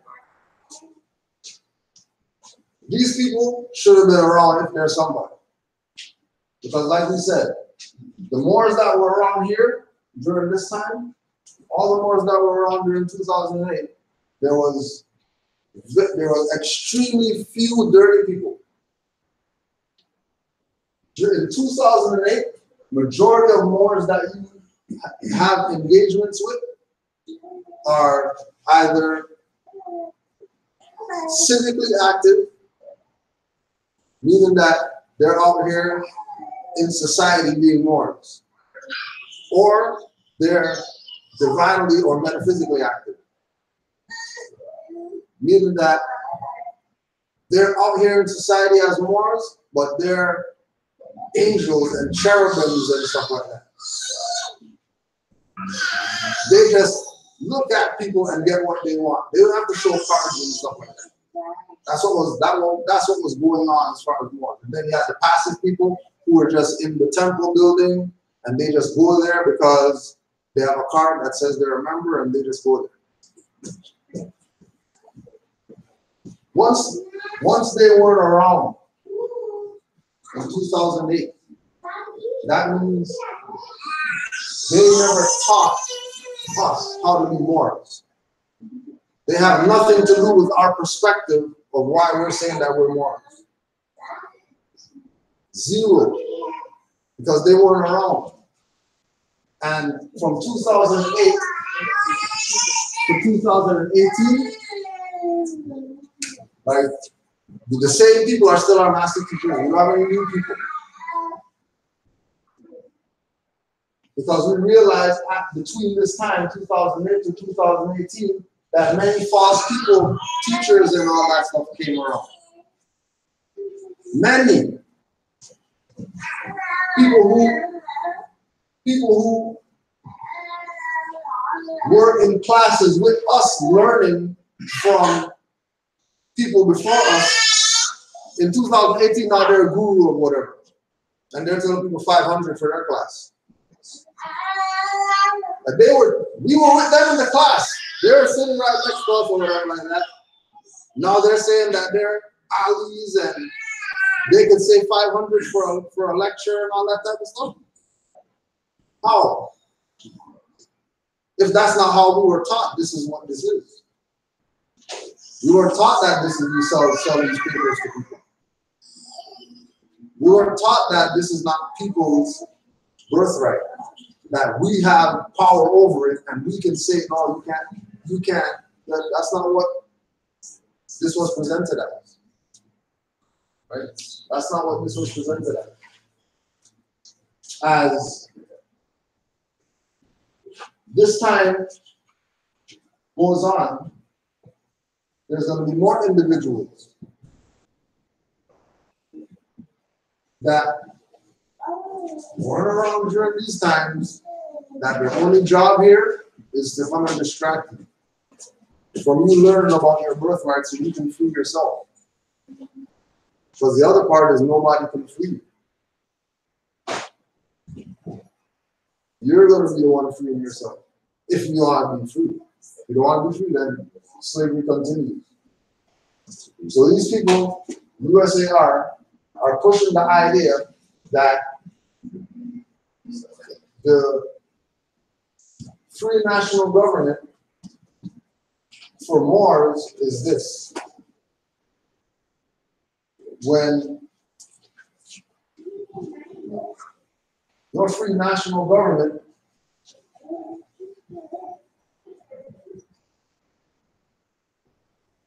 is Great Seal, your free national government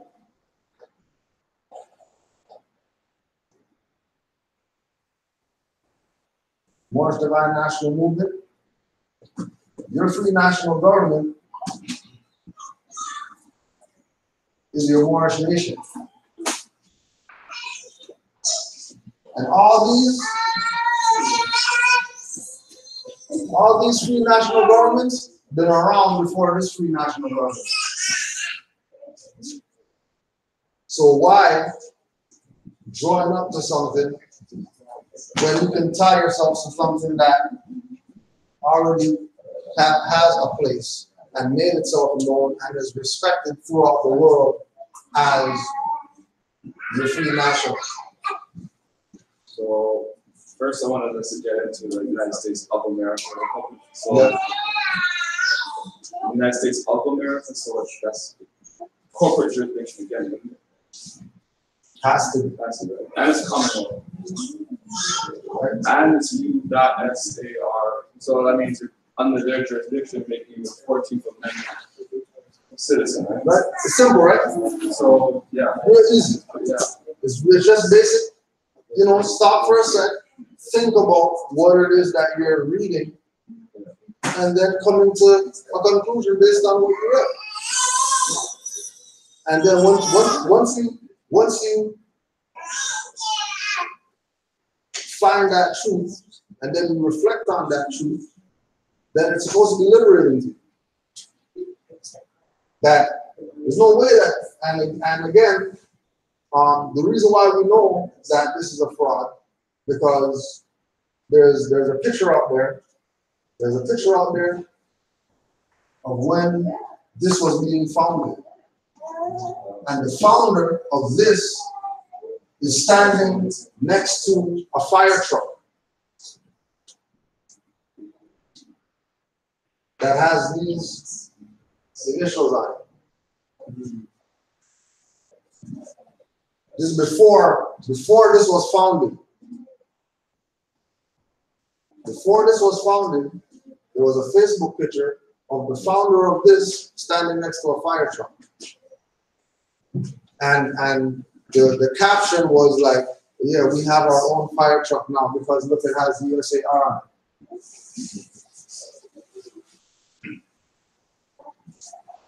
But, you know, you put USAR and then fire truck in Google, it'll tell you urban search and rescue. Which lets us know that the USAR really wasn't a USAR, United States Republic fire truck. There was already an acronym for that. There was already an acronym for this in existence already. That was being used for something totally different. That because they can, you know, jack the energy because of the whole social media and everything that's a picture is what it is. Okay, they took the picture next to the fire truck. The founder with this, we got our fire truck or whatever. And the individual who is just looking at, you know, oh wow, Mars, and then these guys have a picture, and they have a fire truck as Mars. Oh, those Mars must be the Mars. If they have a fire truck, they call themselves USAR. They got a fire truck that says USAR. Well, and you never just check the other side of the fire truck, says urban search and rescue. And then they ran with the fraud. Nobody called them on it or whatever. So now that's where they are. Now there's something, right? Now they have even recruited Moors from here that used to be in this temple that's not here anymore. Now they recruited them to be part of their stuff, to be whatever. And all because of people wanting to be, people want recognition.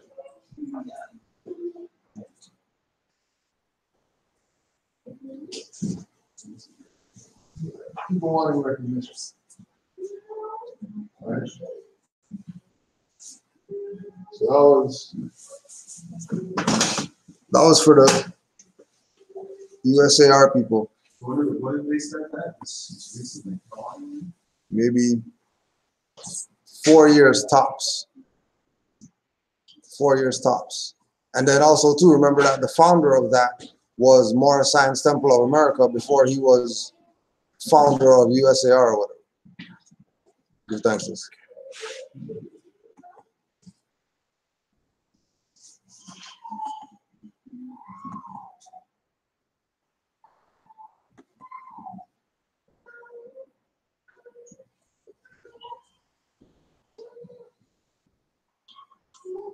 This is from the Beard's Basic History. The Beard's Basic History of the United States. Practicing the arts of self-government.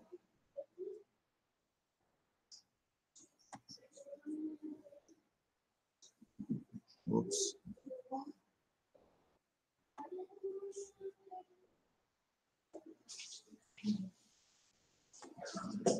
What the?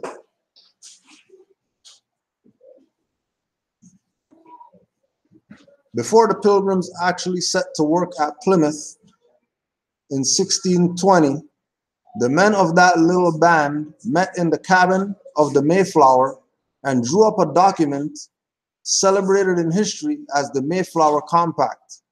By solemn written agreement, they bound themselves together in a civil body politic to make just and equal laws for the government of the colony and promise to obey such laws when enacted.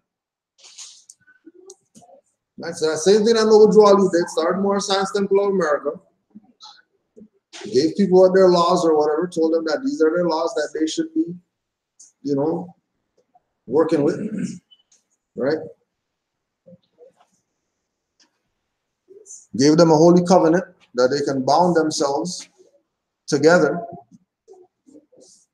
being a civil body politic, and that's for the government, or that's for the governing of themselves. Same thing that these Europeans did. In order for them to escape whatever tyranny that they were talking about they were under by the Moors. The Moors are doing the same stuff now to get out from under these people. Form ourselves into a body of individuals, elect each other officials, and be what it is that we know we're supposed to be. Exactly the same, nothing under the sun, right? Nothing new under the sun. Even with the whole USAR, nothing's new under the sun. There's something for that, right?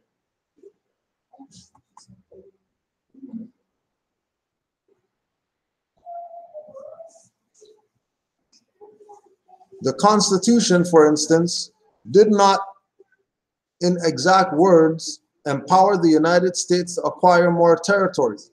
Yet Jefferson bought from Napoleon in 1803 the vast Louisiana territory for $15 million, and Congress, on his insistence, sanctioned the purchase.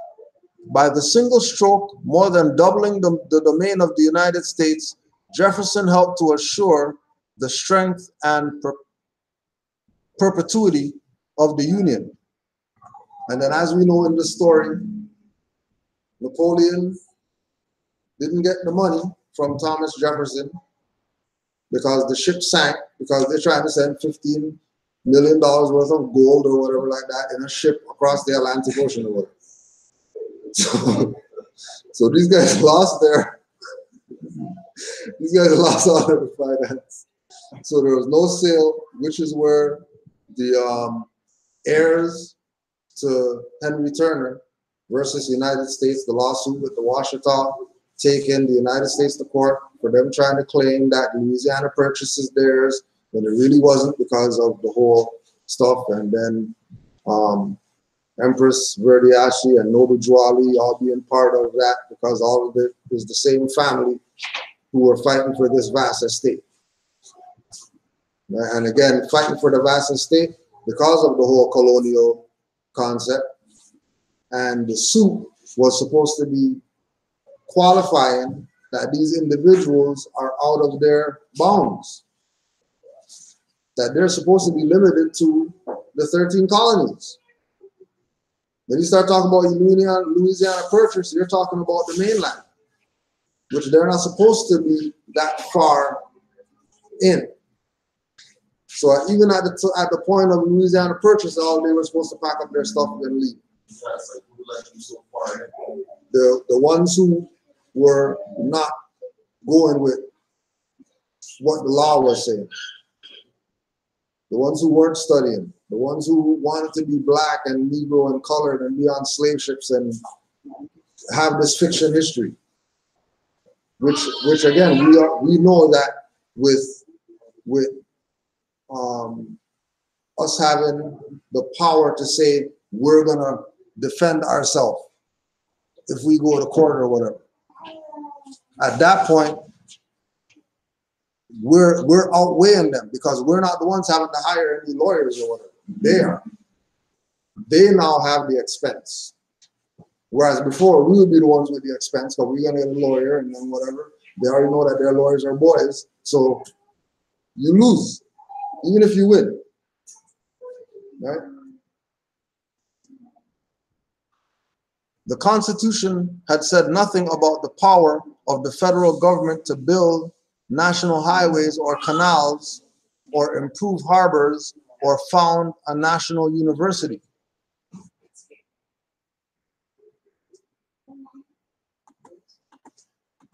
So the powers that people are exercising as claiming that they're the government are really not powers that they even have the authority to enforce.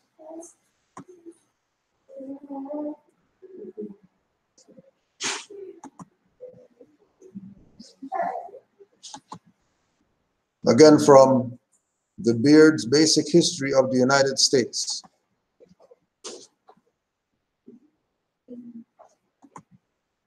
Lincoln had refrained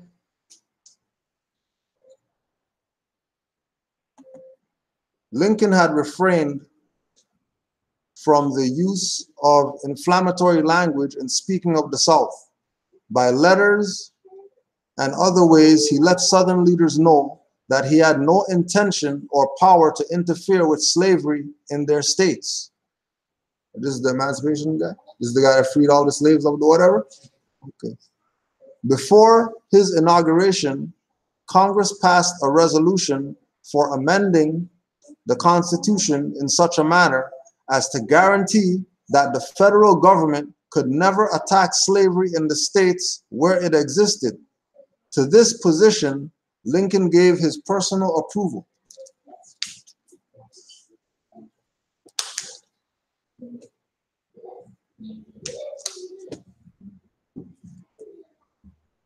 He, Lincoln, declared that the Union was older than the states and that no state could lawfully supersede. Under the Constitution, slavery was legal in the states where it was established. The fact he recognized and again assured the South that he had neither the right nor the intention to disturb slavery there. The law provided for the return of fugitive slaves to their masters was not on the statute books, and Lincoln promised to enforce it. To this attitude respecting the Fugitive Slave Act, the slave owner in the Confederacy could scarcely object.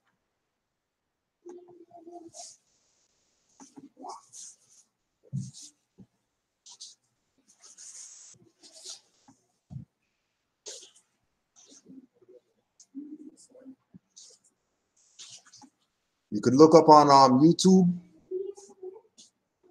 the story of the name Moor. The story of the name Moor, Moor with an E. The story of the name Moor. And you could also watch Greece, the historic and neglected Muslim cemetery, Island of Rhodes, on YouTube. Greece, the historic and neglected Muslim cemetery, Island of Rhodes.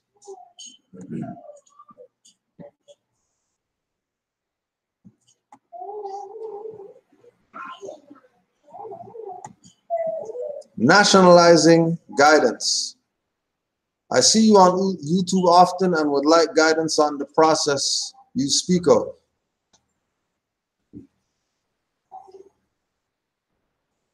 Brother Zeno in New Mexico.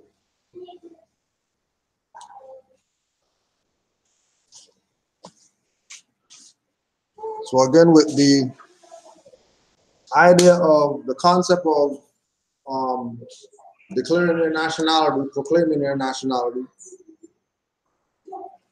one, you want to have a sure mind. So we stress to people that if you're really about getting on this information, you're going to put in some study time before you put in some call yourself a Moor time. You're going to study, get to know what this is, saying that you're a Moor. What's that mean, saying that? Because many people have many different definitions of what that is, but it's going to mean something totally different to you when you actually have the books in your hand and you're actually reading the information. Once you're sure in your mind that you're not Negro, black, colored, and people call you black, you're correcting them and all that stuff, you don't let anything slide with regard to your status or your identity, then you go through the process of either knowing what it is and just get your nationality card and start being a Moor, or get your name correction, judicial proclamation, get those things witnessed, get them sealed, fingerprint seal or seal, make copies of it, send it out to who you think has to know that you have proclaimed who you are, and then start being what you know. Everything else that goes along with this is going to be based on your studying and how much time you're putting in. Because like everything else, you're only getting out what you put in. That's all you're getting. There's no other way for it. And again, we go through Great Seal National Association of Moorish Affairs, and you could contact rvbaypublications.com with regard to that.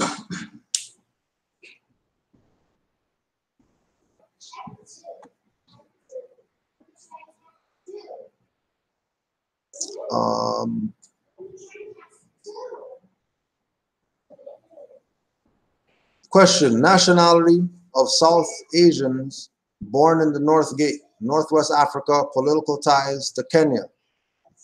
Essentially, my question is, could Obama proclaim his nationality by pedigree and birth? Same situation as me. This temple is needed by all Moors leaving the jurisdiction of Canaanland, misnomer Canada, especially one near Winnipeg. I am preparing to, 1, reject my citizenship status, 2, proclaim and declare my Moorish American nationality. Is this allowed by our law? I place myself under your law given my exceptional position. It needs further comment. By South Asia, I mean also Africa.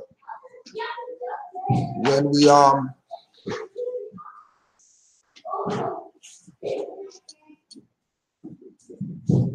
when you check the Moorish Quran, Drew Ali makes reference to the vast estate of the Moroccan Empire. And he talks about it expanding from across the Atlantic, from so-called Africa to here, America. So when we say that, because outside of America, people who are foreign here that are also studying are starting to realize that what they got wasn't a citizenship. They actually got sold out. They actually became a corporate citizen. Why is stuff written in all caps? Why do I need certain things in order to do certain things or whatever? So they're coming into this from the perspective of get rid of whatever it is that these people gave me, right? And have this thing that I got from the Moors, and now I'm going to be free to do whatever it is that I want to do because I'm not corporate anymore. Like we said with the last question, your mind has to be in the right place for this to work. If your mind's not in the right place with regard to anything you want to do, it won't work. So it's the same thing with this. So if you're preparing to reject your citizenship status, you better already know what it means to be a Moor. Because you can't reject and then come back later and say, oh, I forgot about studying about that. Let me just go back, be a straw, and go study, and then reject it again. Oh, the name. Oh, I got to change the name because that's not really the name I wanted to use because you did something premature or whatever. So don't come into this from the perspective of, oh my gosh, because I found something out, I have to do something about this right now immediately to get out of this. Because as soon as you do that, you're pulling the avalanche on yourself. Because you really don't know how fast this thing goes going downhill. You thought it went fast, but after you got on the hill, you can't brakes or whatever to slow this down, right? Like we're dealing with Brother Marcus, you know, and the Moor said, "Fine, yeah, I'm gonna be a Moor," whatever like that. Went to court, said whatever, bam, bam, bam. These people jumped out. First time, just let me just say it because I know what it is now, but their response to you saying it didn't equate to what you thought the response would be. Just because of how, you start putting some time in this and you think, oh yeah, this is, they can't argue this. Well, they'll argue that. They will argue that. They argue everything, So, and then again, some people, that's their battle that they got to deal with, right? So there's no, I'm from somewhere else. Will you accept me under your whatever? No, like you're part of the Moroccan Empire as quote unquote African. We can go from north, south, east, west, to find countries there. They got pheasants still today. That they know that there's a Moorish connection. They know that there's a tie. They might not outwardly say it, but their actions says a lot. Right? So it goes back to that definition of republic where it's actually to all the citizens. Everybody needs to have study English, play match, and all that. Right. So like for example, like he's made a statement. I am Moorish American, just sanguinis. I am preparing to reject citizenship foreign to the MST of A. I am what's called African. But then you're not just soli then. You're not just sanguinis then. You just took away your own stuff that you had from the first time. And again, it's not because of some type of malicious or whatever, but it's lack of knowledge. that as soon, as soon as you know that you're on your way there when you start correcting everything. That when you catch yourself saying stuff, or you catch people saying stuff that, hey man, I know what you're trying to say by saying that. Should I say something or whatever? Okay, I'm gonna say something. I'm not black or whatever. We're not black people or whatever. Then they say, oh well, I know that we're not that, and they start whatever. But getting to that place of knowing that hey, I recognize something's wrong there. I recognize that based on my studying, I recognize, oh yeah, something's wrong. This doesn't sound too right based on what I'm studying. And then you take the position of saying, okay, I'm gonna correct it. I'm gonna bring something up. I'm gonna address something. That's when you know that you're there. Right? I need to introduce a foreign legal reality that I plan to reject if you accept me. So still going from that subordinate position of somebody has to accept me as a Moor in order to be a Moor. You have to accept that you're a Moor for somebody else to accept it. If we're not going to accept that we're Moors, then don't expect those people to expect it. And if they do expect it, they're only expecting it because they know about the Moors. But your and them personal interaction, and them and history's interaction is two different interactions. And we want them to see Moors real time, like Moors in front of you, not Moors because you remember some picture of something from 1700s that you saw. Right? Again, rejecting the colonial position is the proclamation of the nationality. Rejecting isn't going out and I reject the whatever. So now I'm whatever. So you have to accept this. You accepting that, oh yeah, we're Moors. That's rejecting the thing. Automatically, it's rejected. Because as soon as you say, and Moors know already, as soon as you say Moor, those people's red flags, whistles, bells start going off. They don't know what to do. Everybody's scrambling or whatever like that. Because nobody said that in so long. This has been something foreign to them. Hearing someone actually say that they're a Moor, they're not a black person. No, and the other side of it is that you're not going under Moorish Science Temple or Moorish Divine National Movement or whatever. Those are your institutions. You're not subordinate to this place because you're not just a Moor in this place right here. You're a Moor out there too, where this place is not.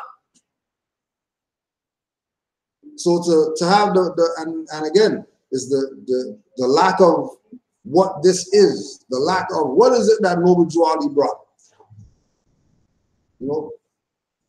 When our hours of consideration have to be given to, for example, Noble Drew Ali going to the Pan American Conference. Hours of consideration has to be given to that. Why is this guy going to a Pan American? Why was he invited?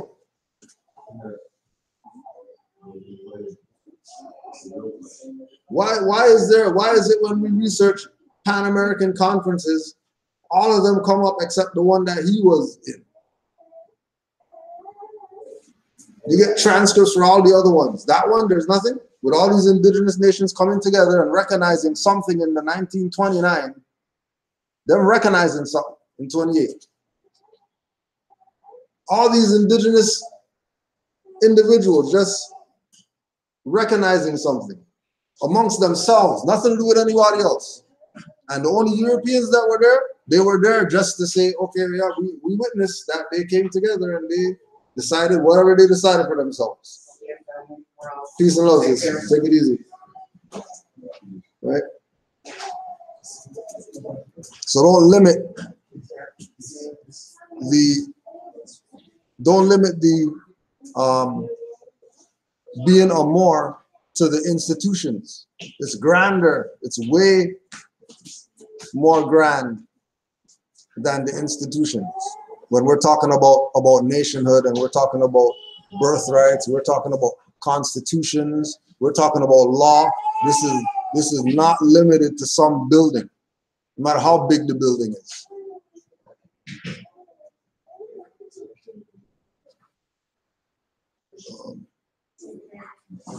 All right, sis. Peace. Take care. Right. And again, we have brother Kufu as example, who's not from this jurisdiction. He's from across the Atlantic that recognize that, oh yeah, it's about Moors. You have brother Lanre recognize, oh yeah, it's about Moors. It's not about being African or being whatever from over there. It's about actually tying myself to our actual nation.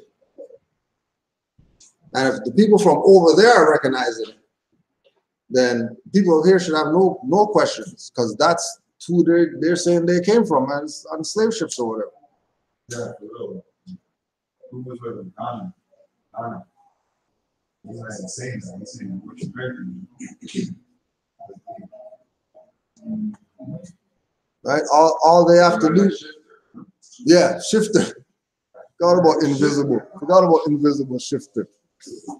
You a man like shifter. Oh, for real, huh? Yeah. Oh, okay. Oh, yeah. Straight. You know? Right?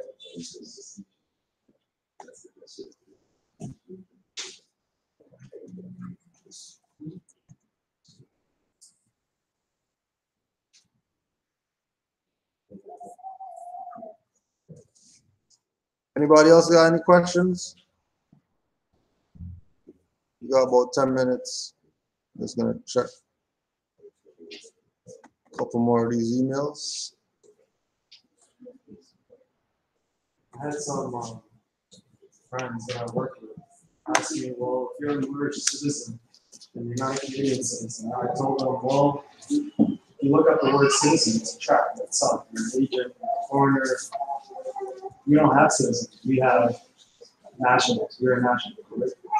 And so I was going through this document called expatriation, citizenship of the United States. So we know with reference to their corporation and their employees, right, and how they can remove themselves as employees into a national. This was written in 1906. Can I read it? Yeah. It says, sir, there are strictly speaking no Moroccan laws relating to citizenship of Moorish subjects in Morocco. The fundamental laws of this non-Christian country are based entirely upon Islamic code, no part of which treats of the subjects of citizenship.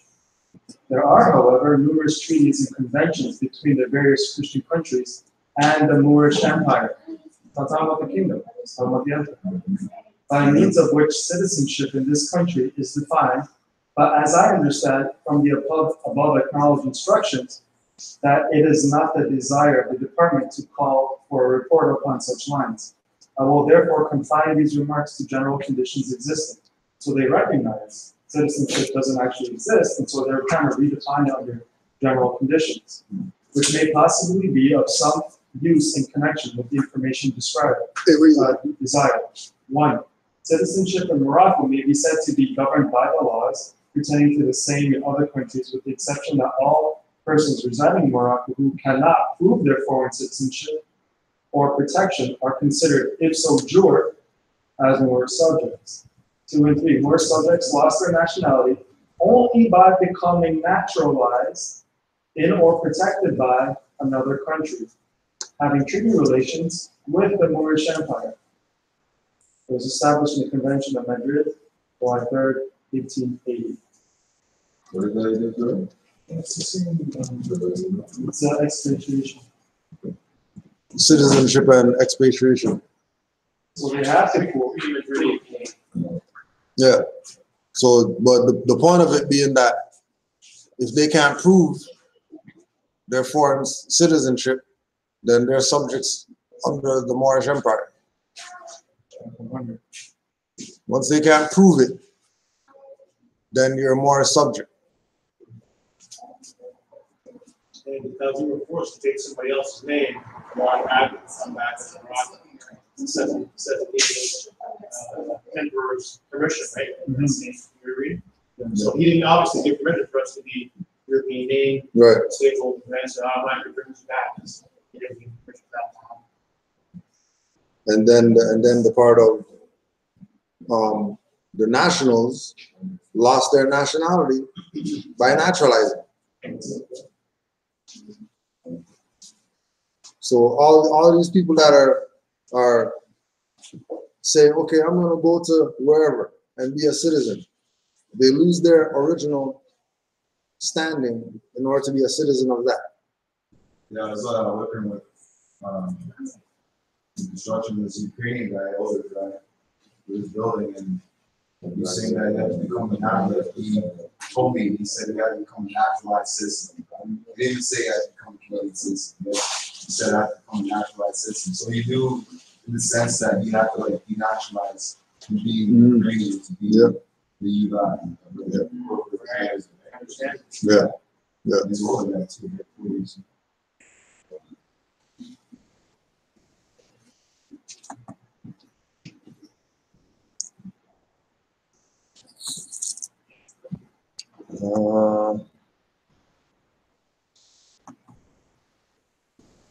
We had a huge thing on that. No one, when you look at the prophecies, watch my prophecies in that book, it talks about the numbers that gone up for the amount of expatriations from the U.S.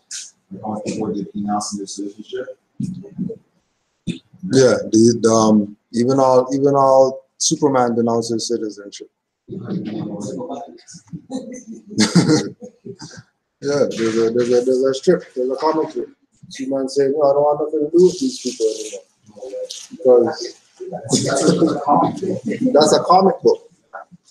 They made him do it. Yeah.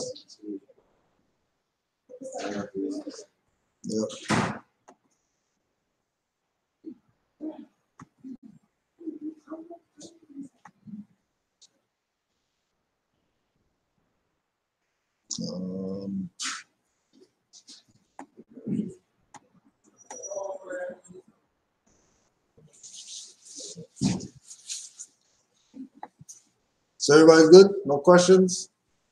Straight? All right. What's going on? Is there anything going on other than next week? Class again? Any updates, Tez? They're getting fat back there. Brother,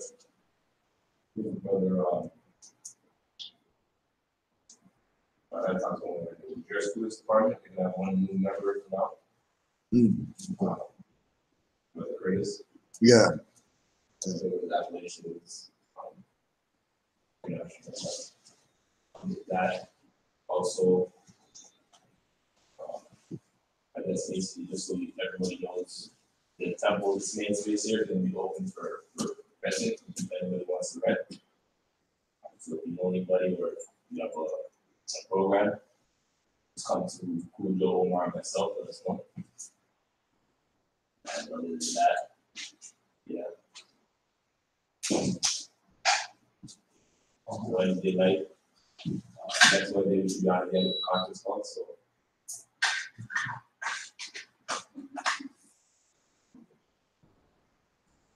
You have any updates, Omar? Just know the national hair show on the 27th. Yeah, 23rd, Toronto Natural Hair Show. Japanese Cultural Center, Winford Drive. Usually we vend there every year, so that Sunday we'll be over there doing our vending. Yeah. Is that the one we went through the guy approved? Is that? The Japanese center. Yeah. Yeah, the one at by the DVP. Yeah, by the DVP. Yeah. They were outside the room, and then they were inside the room with all the hair products and stuff. Yeah, yeah, yeah. But yeah, Islam. No questions? Straight. I know you have your right hand man over there. Putting you in, huh? Omar, Montreal trip? Any update? October 14th, it's the weekend of the 14th. 14th October weekend. What we'll do is the next week or two, we'll start Getting that. getting people's names and who wants to be involved, and start looking at rental, figuring out. Yeah, how we're gonna organize everything. All right. That's my weekend. Yeah, yeah. All right, Martin Durrell. Ready to go, man? Ready to do the business?